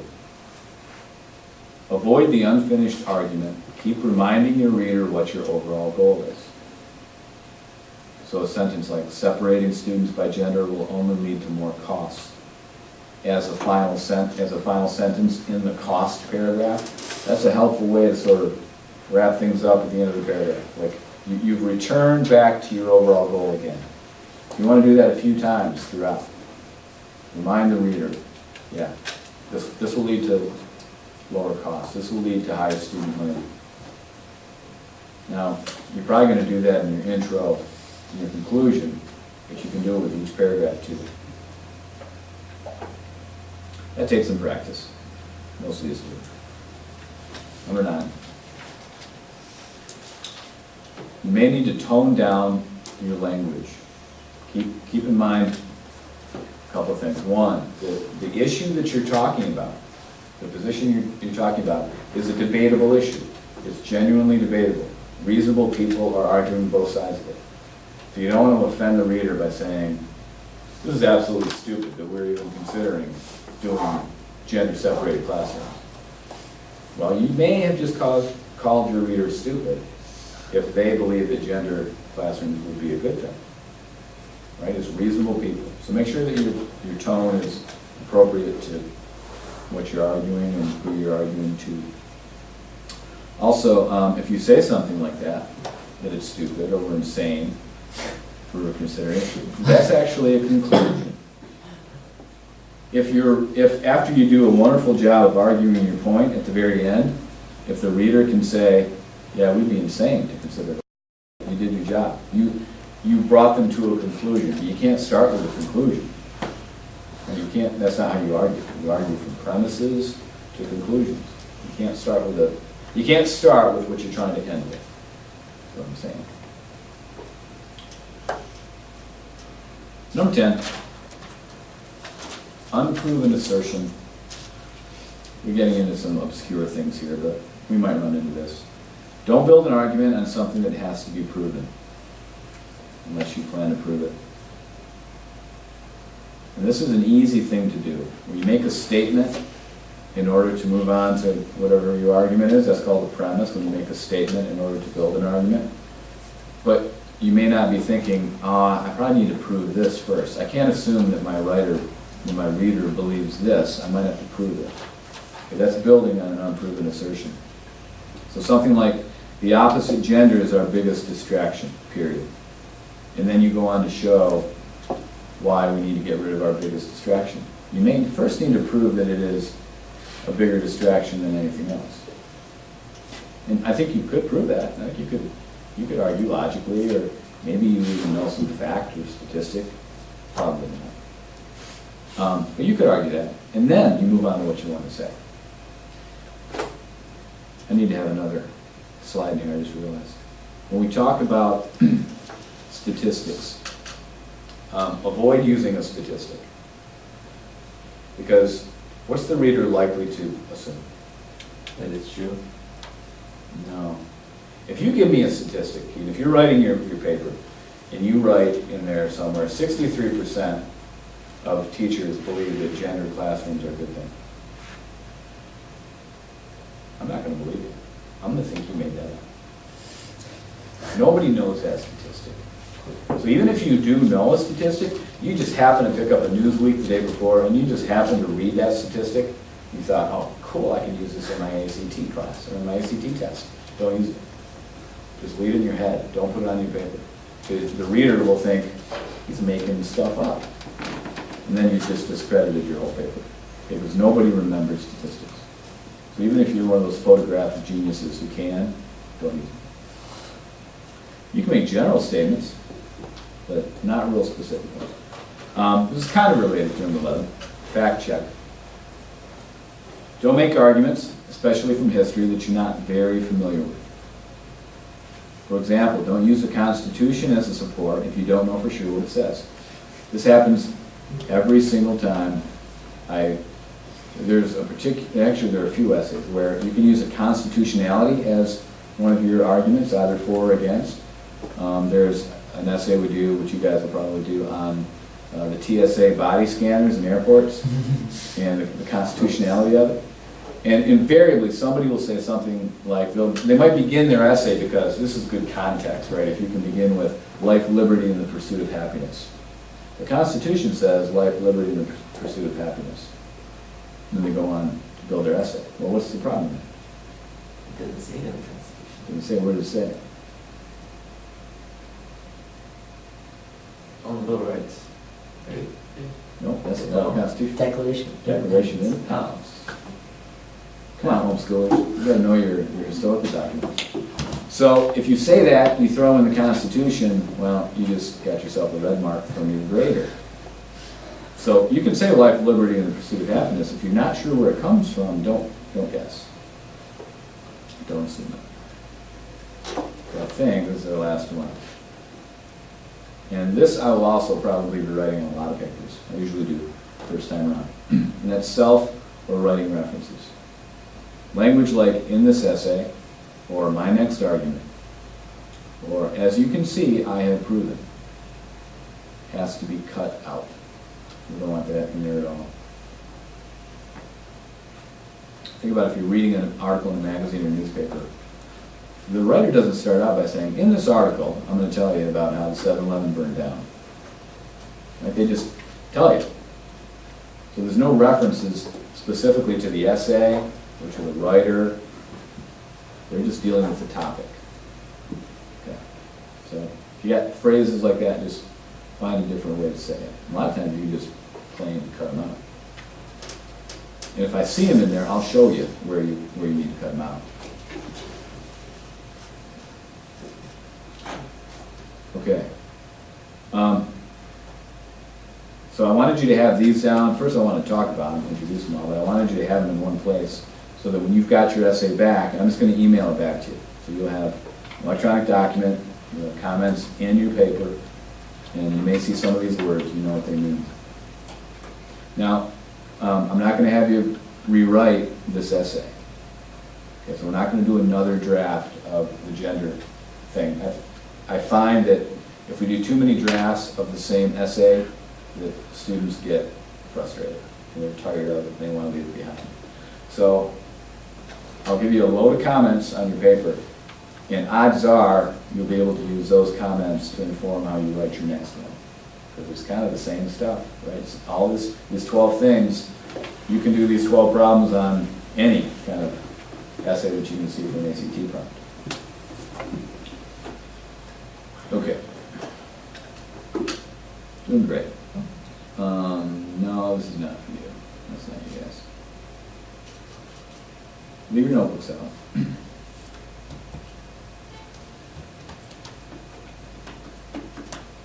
How do I escape from my mouse? I don't want it to get up.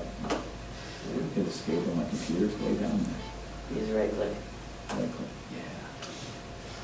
Find an end shell. Okay. Amazing. Okay, now we're moving on to a new grammar. Oh, grammar. And we're going to talk about modifiers, such as Yeah. modifier problems. We've seen a couple of these already on these Q sets. Misplaced and dangling modifiers, we're going to talk about that. Okay, let's start with this definition. Revision. Fixing a modifier problem often involves rewriting the sentence, not just replacing a word or punctuation mark. So revision just means rewriting, revising. Heck, if you just want the definition, rewriting, that's fine. Good note taking. Okay, misplaced modifiers. Number one. Misplaced modifiers are modifiers which just mean adjective and adverb. If you're not sure about those, or you have a hard time remembering that those are modifiers, think about the word add. They both begin with the word add. That's what they do, they add information. Modifying just means that, modify means to change. It can also mean to improve, to add something to. Think about a car that gets modified. Usually it involves adding things to it. That's often what modifying does. Misplaced modifiers are just modifiers that end up modifying the wrong thing in a sentence by their placement in the sentence. It's in the wrong spot. We do these all the time when we speak. And it's really hard to speak because you can't cross stuff out and erase and move things around. But in our writing, we can fix it. Look at the sentence. Uncle Carmine saw a deer in the field on his way to work. If I said that sentence, that's clear. You know what I mean. But you might see that there's something weird that I'm saying in that sentence. What was the deer doing? In the field on his way to work. Yeah. Sounds like this deer's got a job and he has to go from the field to get there. That's what that sentence says. It's not what it means, and it's not what you would catch if somebody said it to you, because the context is so obvious. But what if it wasn't a deer? What if it was Bob? Then you might be a little confused, and you might say, well, was Bob on his way to work or Carmine? And whoever you're talking to would have to clarify. So, we have a misplaced modifier. On his way to work is a phrase. That whole phrase is a modifier. Where should it go? In the beginning? At the beginning, somewhere close to Uncle Carmine, right? Because that's who it's modifying. So you can put it at the very beginning. Maybe you can put it right after Carmine. Uncle Carmine on his way to work, so I did, yeah, you can put it there too. But either way, it's right next to Carmine. Okay, misplaced modifier. Here's another one. She left her entire fortune to the library, which was valued at $10 million. This one might be genuinely confusing. Let's assume that it's not the library that was valued at $10 million. Right? It's a fortune. Yeah. So what do we need to do? What do we move? Which was valued at $10 million to the library. Yeah, because then it would modify the fortune. It's like, we can make it a non-essential. It would be non-essential, yeah. She left her entire fortune, which was valued at $10 million, to the library. Yeah, commas are on it. That works. So that clause, which was valued at $10 million, is a misplaced modifier. So modifiers can be phrases like on his way to work. It can be a single word, just an adjective or an adverb. It can be a clause. It can be a lot of words.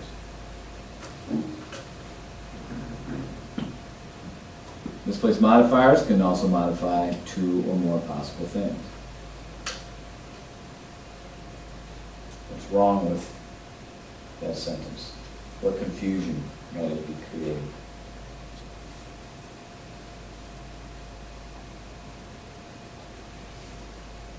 The president said yesterday too.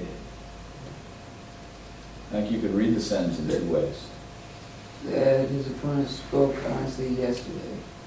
Or, The president said yesterday his opponent spoke honestly. so what happened yesterday? Was it the president saying something or the opponent speaking honestly? We don't know. Yeah, You can't tell, because it's right in the middle.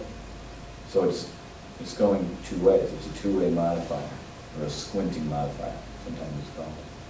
So in this case, there's not an obvious fix. Like with the other ones, you could just move the clause, move the phrase, make it say what you want to say. Here you got to make a decision. Which one do we want it? All right, let's have the president speaking yesterday. What do we do? Yesterday, the president said. Move it to the front. Good. And if you want his opponent speaking honestly,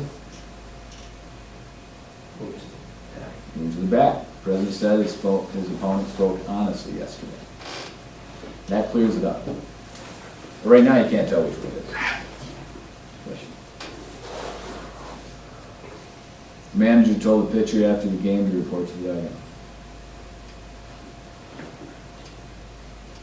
What's creating confusion here? What phrase?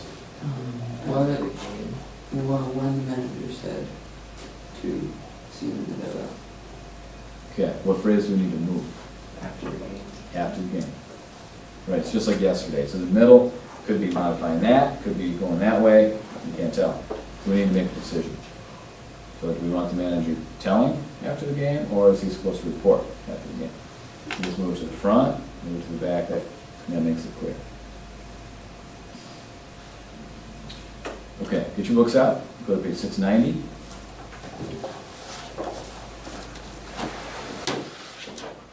Textbook, sorry, the green book.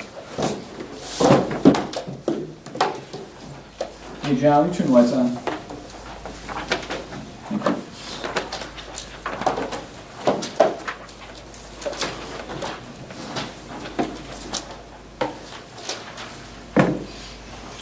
Guys, I need to be able to collect your notebooks at some point. point, not today, but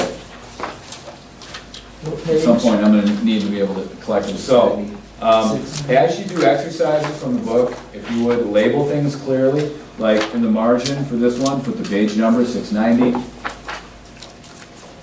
Exercise 11.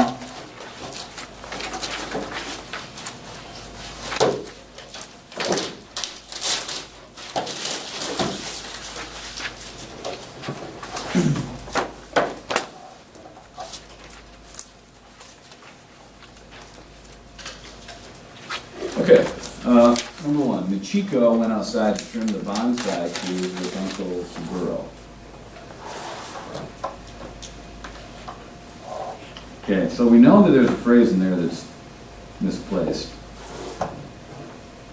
Like, here's the problem with misplaced modifiers, at least a lot of times. When you say it out loud, and you know what the writer is trying to say, right? So if you said that sentence, I don't think anybody would be confused. But we know that there's a misplaced modifier because the title of the exercise is revising sentences by correcting misplaced modifiers. So we know it's there. And we want to be thinking more specifically about what sentences are saying and have them say precisely what they're supposed to say. So with that in mind, we find a phrase in there that needs to move.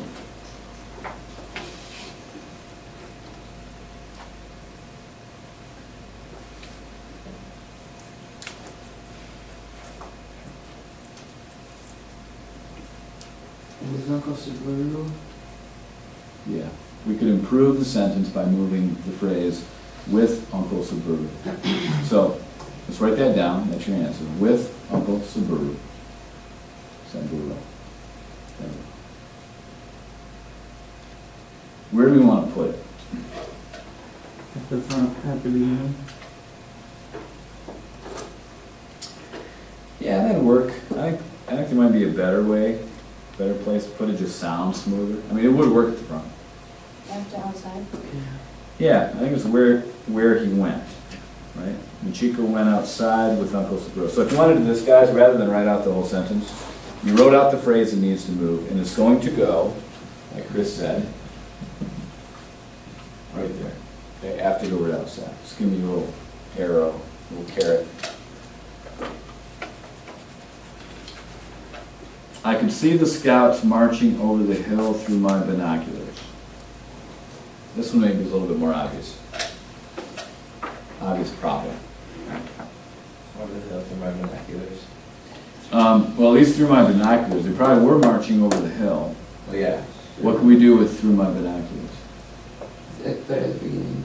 I could see through my Put at the beginning, binoculars. or, yeah, put after C, Or after at scouts. the beginning. Oh, after scouts, maybe. I could see the scouts through my binoculars marching over the hill. Now I've got the binoculars marching over the hill. That might be, Okay. that doesn't sound good either. So it needs to modify I could see somehow.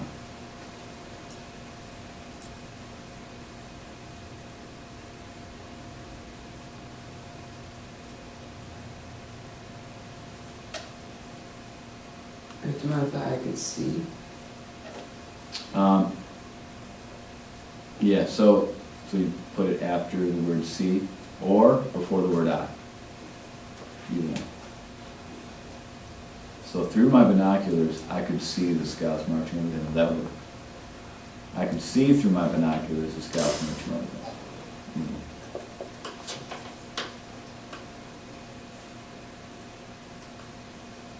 Let's do one more, and then I'm going to have you pause while I go over dangling modifiers. As a child, my grandfather taught me how to make tortillas. Huh, that's weird. What's wrong with it, Nick States? What's that sentence saying that's weird?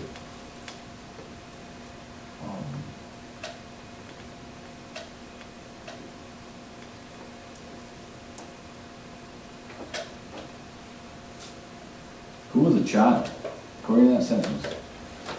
Oh, his grandfather. Yeah, grandfather was a child. As a child, Oh. so we need something else in there. Actually, you know what? This is almost a dangling modifier. That's what we're gonna talk about next. That's where the thing that comes right after it isn't the thing that needs to come right after it. So if we leave as a child, you have to have the word I in there. Like, I was taught by my grandfather how to make tortillas, something like that. But we don't need to leave it. We can move as a child. Where should we put it? After tortillas. My grandfather taught me how to make tortillas as a child. The problem with that is, it sounds like it could still be the grandfather. The problem is you've got, as a child, so far away from me and grandfather, it could be either one. Logically, it should only be grandfather, but we need to make it as close to me as we can, I think. Right After me. Right after me, sure. My grandfather taught me as a child how to make tortillas.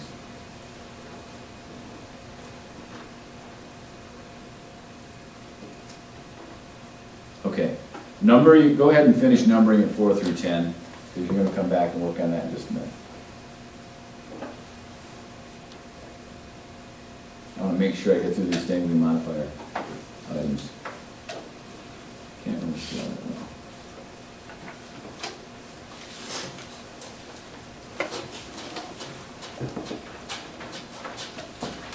Johnny, you want to voice again? Thank you. Okay, back to the notes. And guys, I understand, if you've got some notes, and then an exercise, and then some notes, and it sort of breaks up that way, that's fine. Okay, dangling modifiers. These are a little bit different than misplaced modifiers. They require the same kind of reading of the sentence, so you still have to look at the sentence real critically and figure out, okay, what's it saying that's wrong? The easy thing about these, the easier thing, is that they always look the same. The problems are always with stuff up front in the sentence. Modifiers at the beginning of sentences that need something to modify. What they modify is implied only. In other words, it's not there specifically. And sometimes you have to bring in, so revising them can be a little bit trickier because you may have to bring in a subject. Whereas with these misplaced ones, you can see it in the sentence, you just have to move it around until it works. Here's an example. While wrapping my gifts, my cat kept attacking the ribbons. You know, that may sound okay, like there's nothing confusing about that meaning, but the sentence is saying something bizarre. That her cat was wrapping gifts. Yeah. That sentence says that the cat was wrapping gifts. And it kept attacking the ribbons. So we have a dangling modifier because there's no one in the sentence that could be wrapping gifts. Right? We have the word my, so we might assume that it's an I, but it wouldn't have to be. It could be anybody.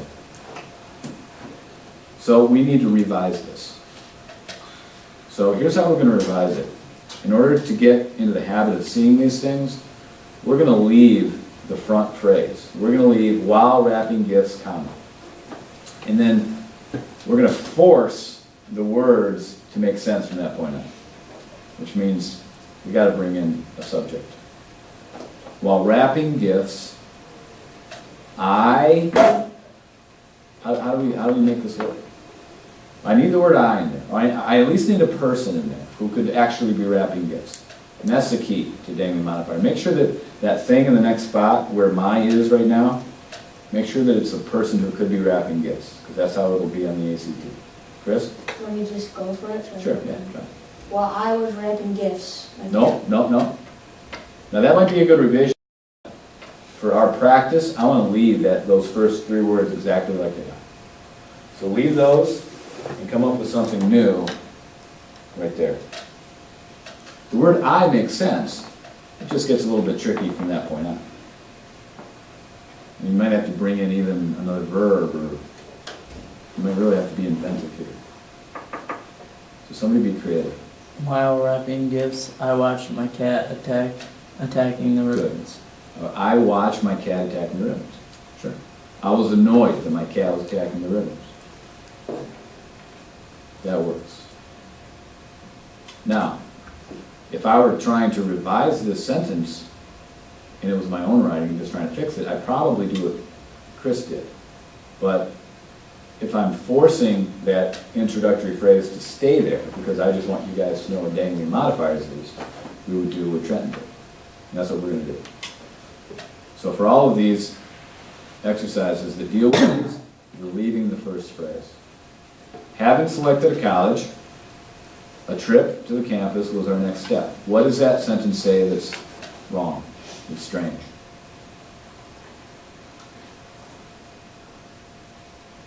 What's the bizarre meaning of the sentence right now?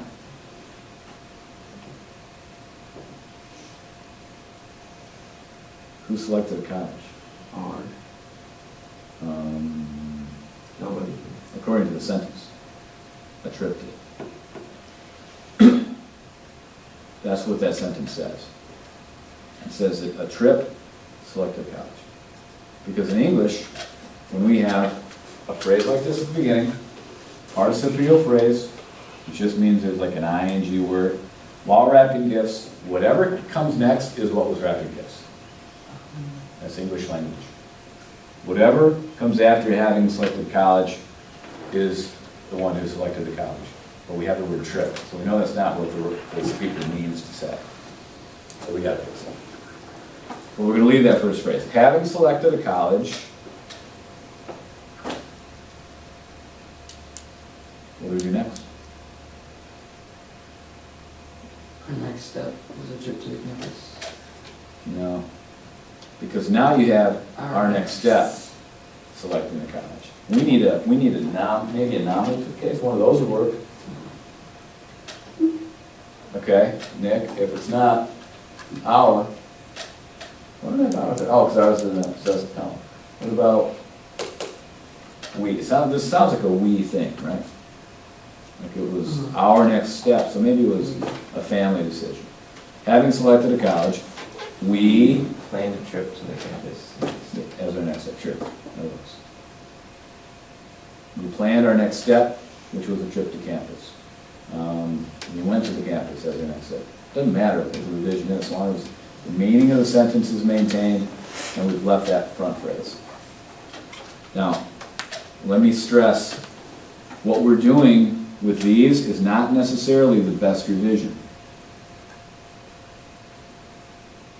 We're only doing it because we need to get into the habit of, as soon as you see one of these participial phrases at the beginning, you recognize, I know what problem this is. I know what they're after.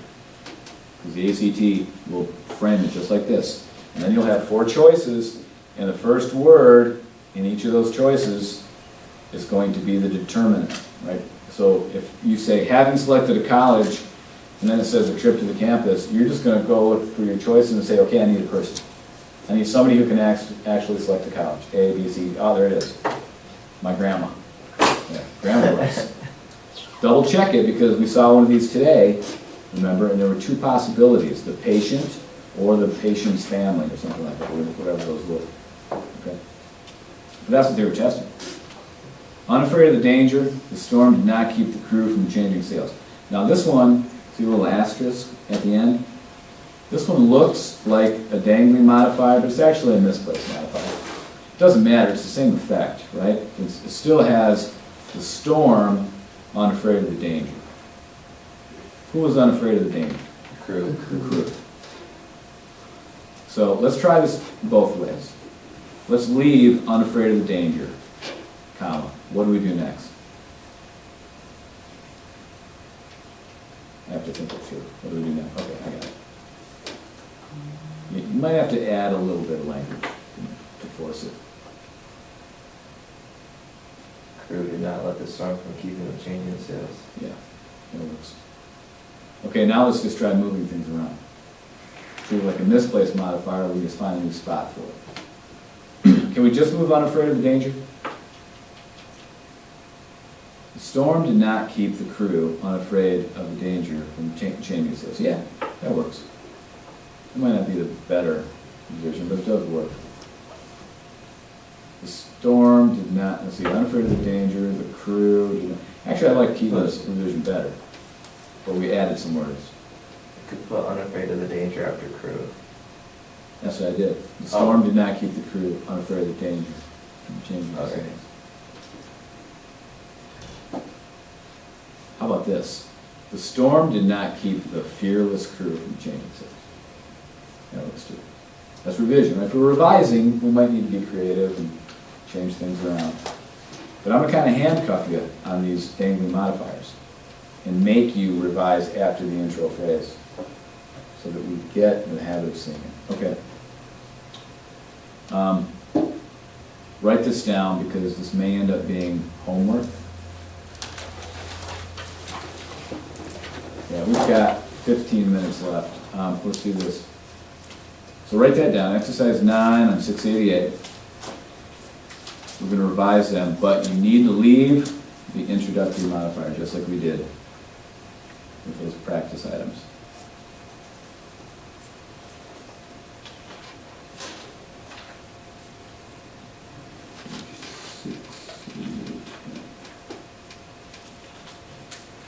That's homework. That's homework. Now, back up. We started, what was that other one? 690. Misplaced, hold on. What was it, Keith? Page 690, exercise 11. Okay, you know what, I'm just gonna put it up here.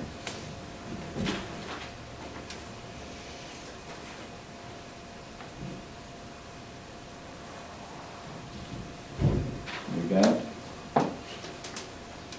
Okay, so everybody understands on that exercise 9, we're gonna leave that phrase and revise it from the comma onward, so you might need to be a little bit creative. Okay, and this is what I need you to do for those other ones. Exercise 11, there's also exercise 12 on 691, only do 1 through 5. But you need to rewrite the sentence, you might want to write that down too. What page? 691. You see it?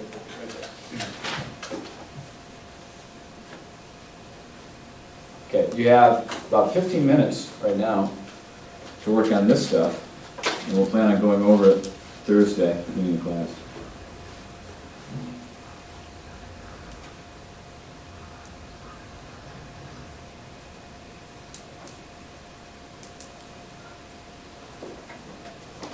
So both those 11 and 12. Yep.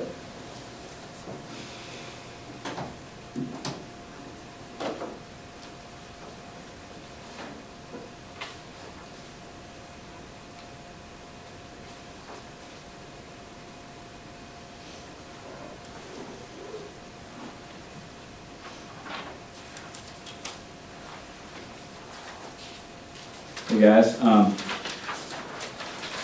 I'm not gonna let you work on that just yet. Would you open up this book? I'll give you some instruction.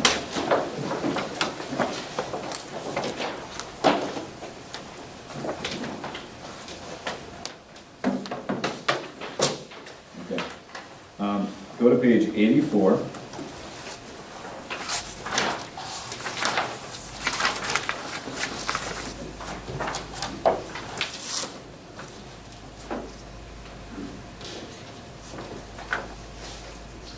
We're going to skip 84. So just put the word, you can go ahead and write in your books. Just put the word skip somewhere up here.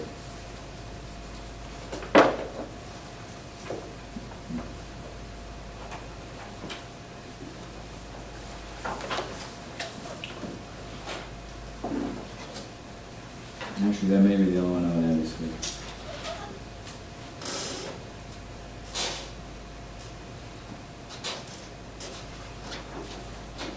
Also, the very last one, review exercises, sentence structure. That's on page 91. We'll skip that one.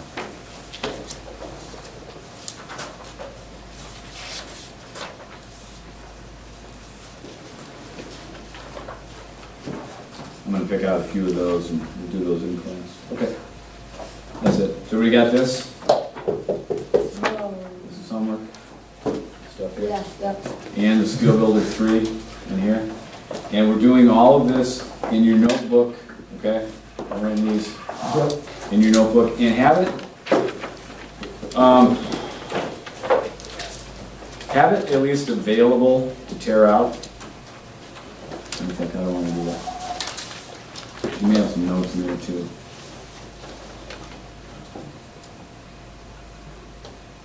Yeah, you know, I think I'm just gonna need to collect your notebooks. On Thursday. Why don't I plan on doing that? I'll just collect your notebooks on Thursday. And or if you should do over the weekend, you can, I'll get back to you. I'm not sure what I wanna do, because you have a bunch of notes in there. Just get your homework done.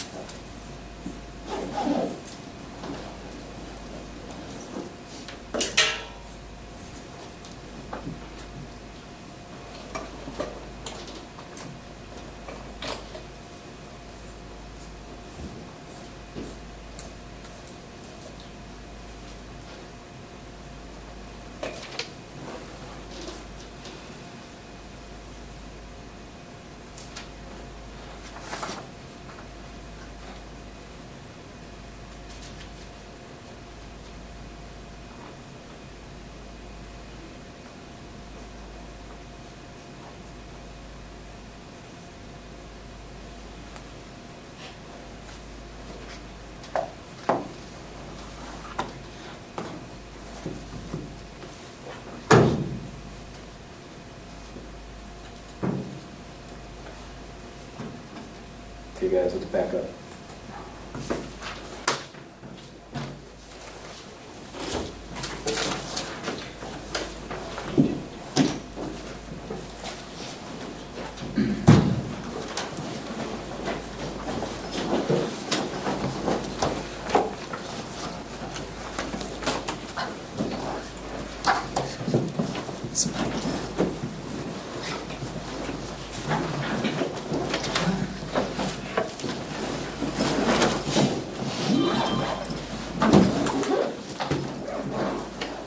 Guys, I'll have your essays emailed back to you by tomorrow night.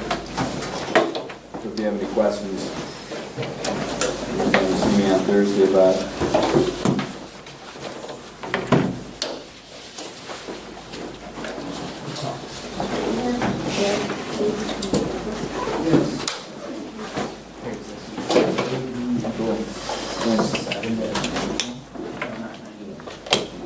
All right, see you guys, have a good day.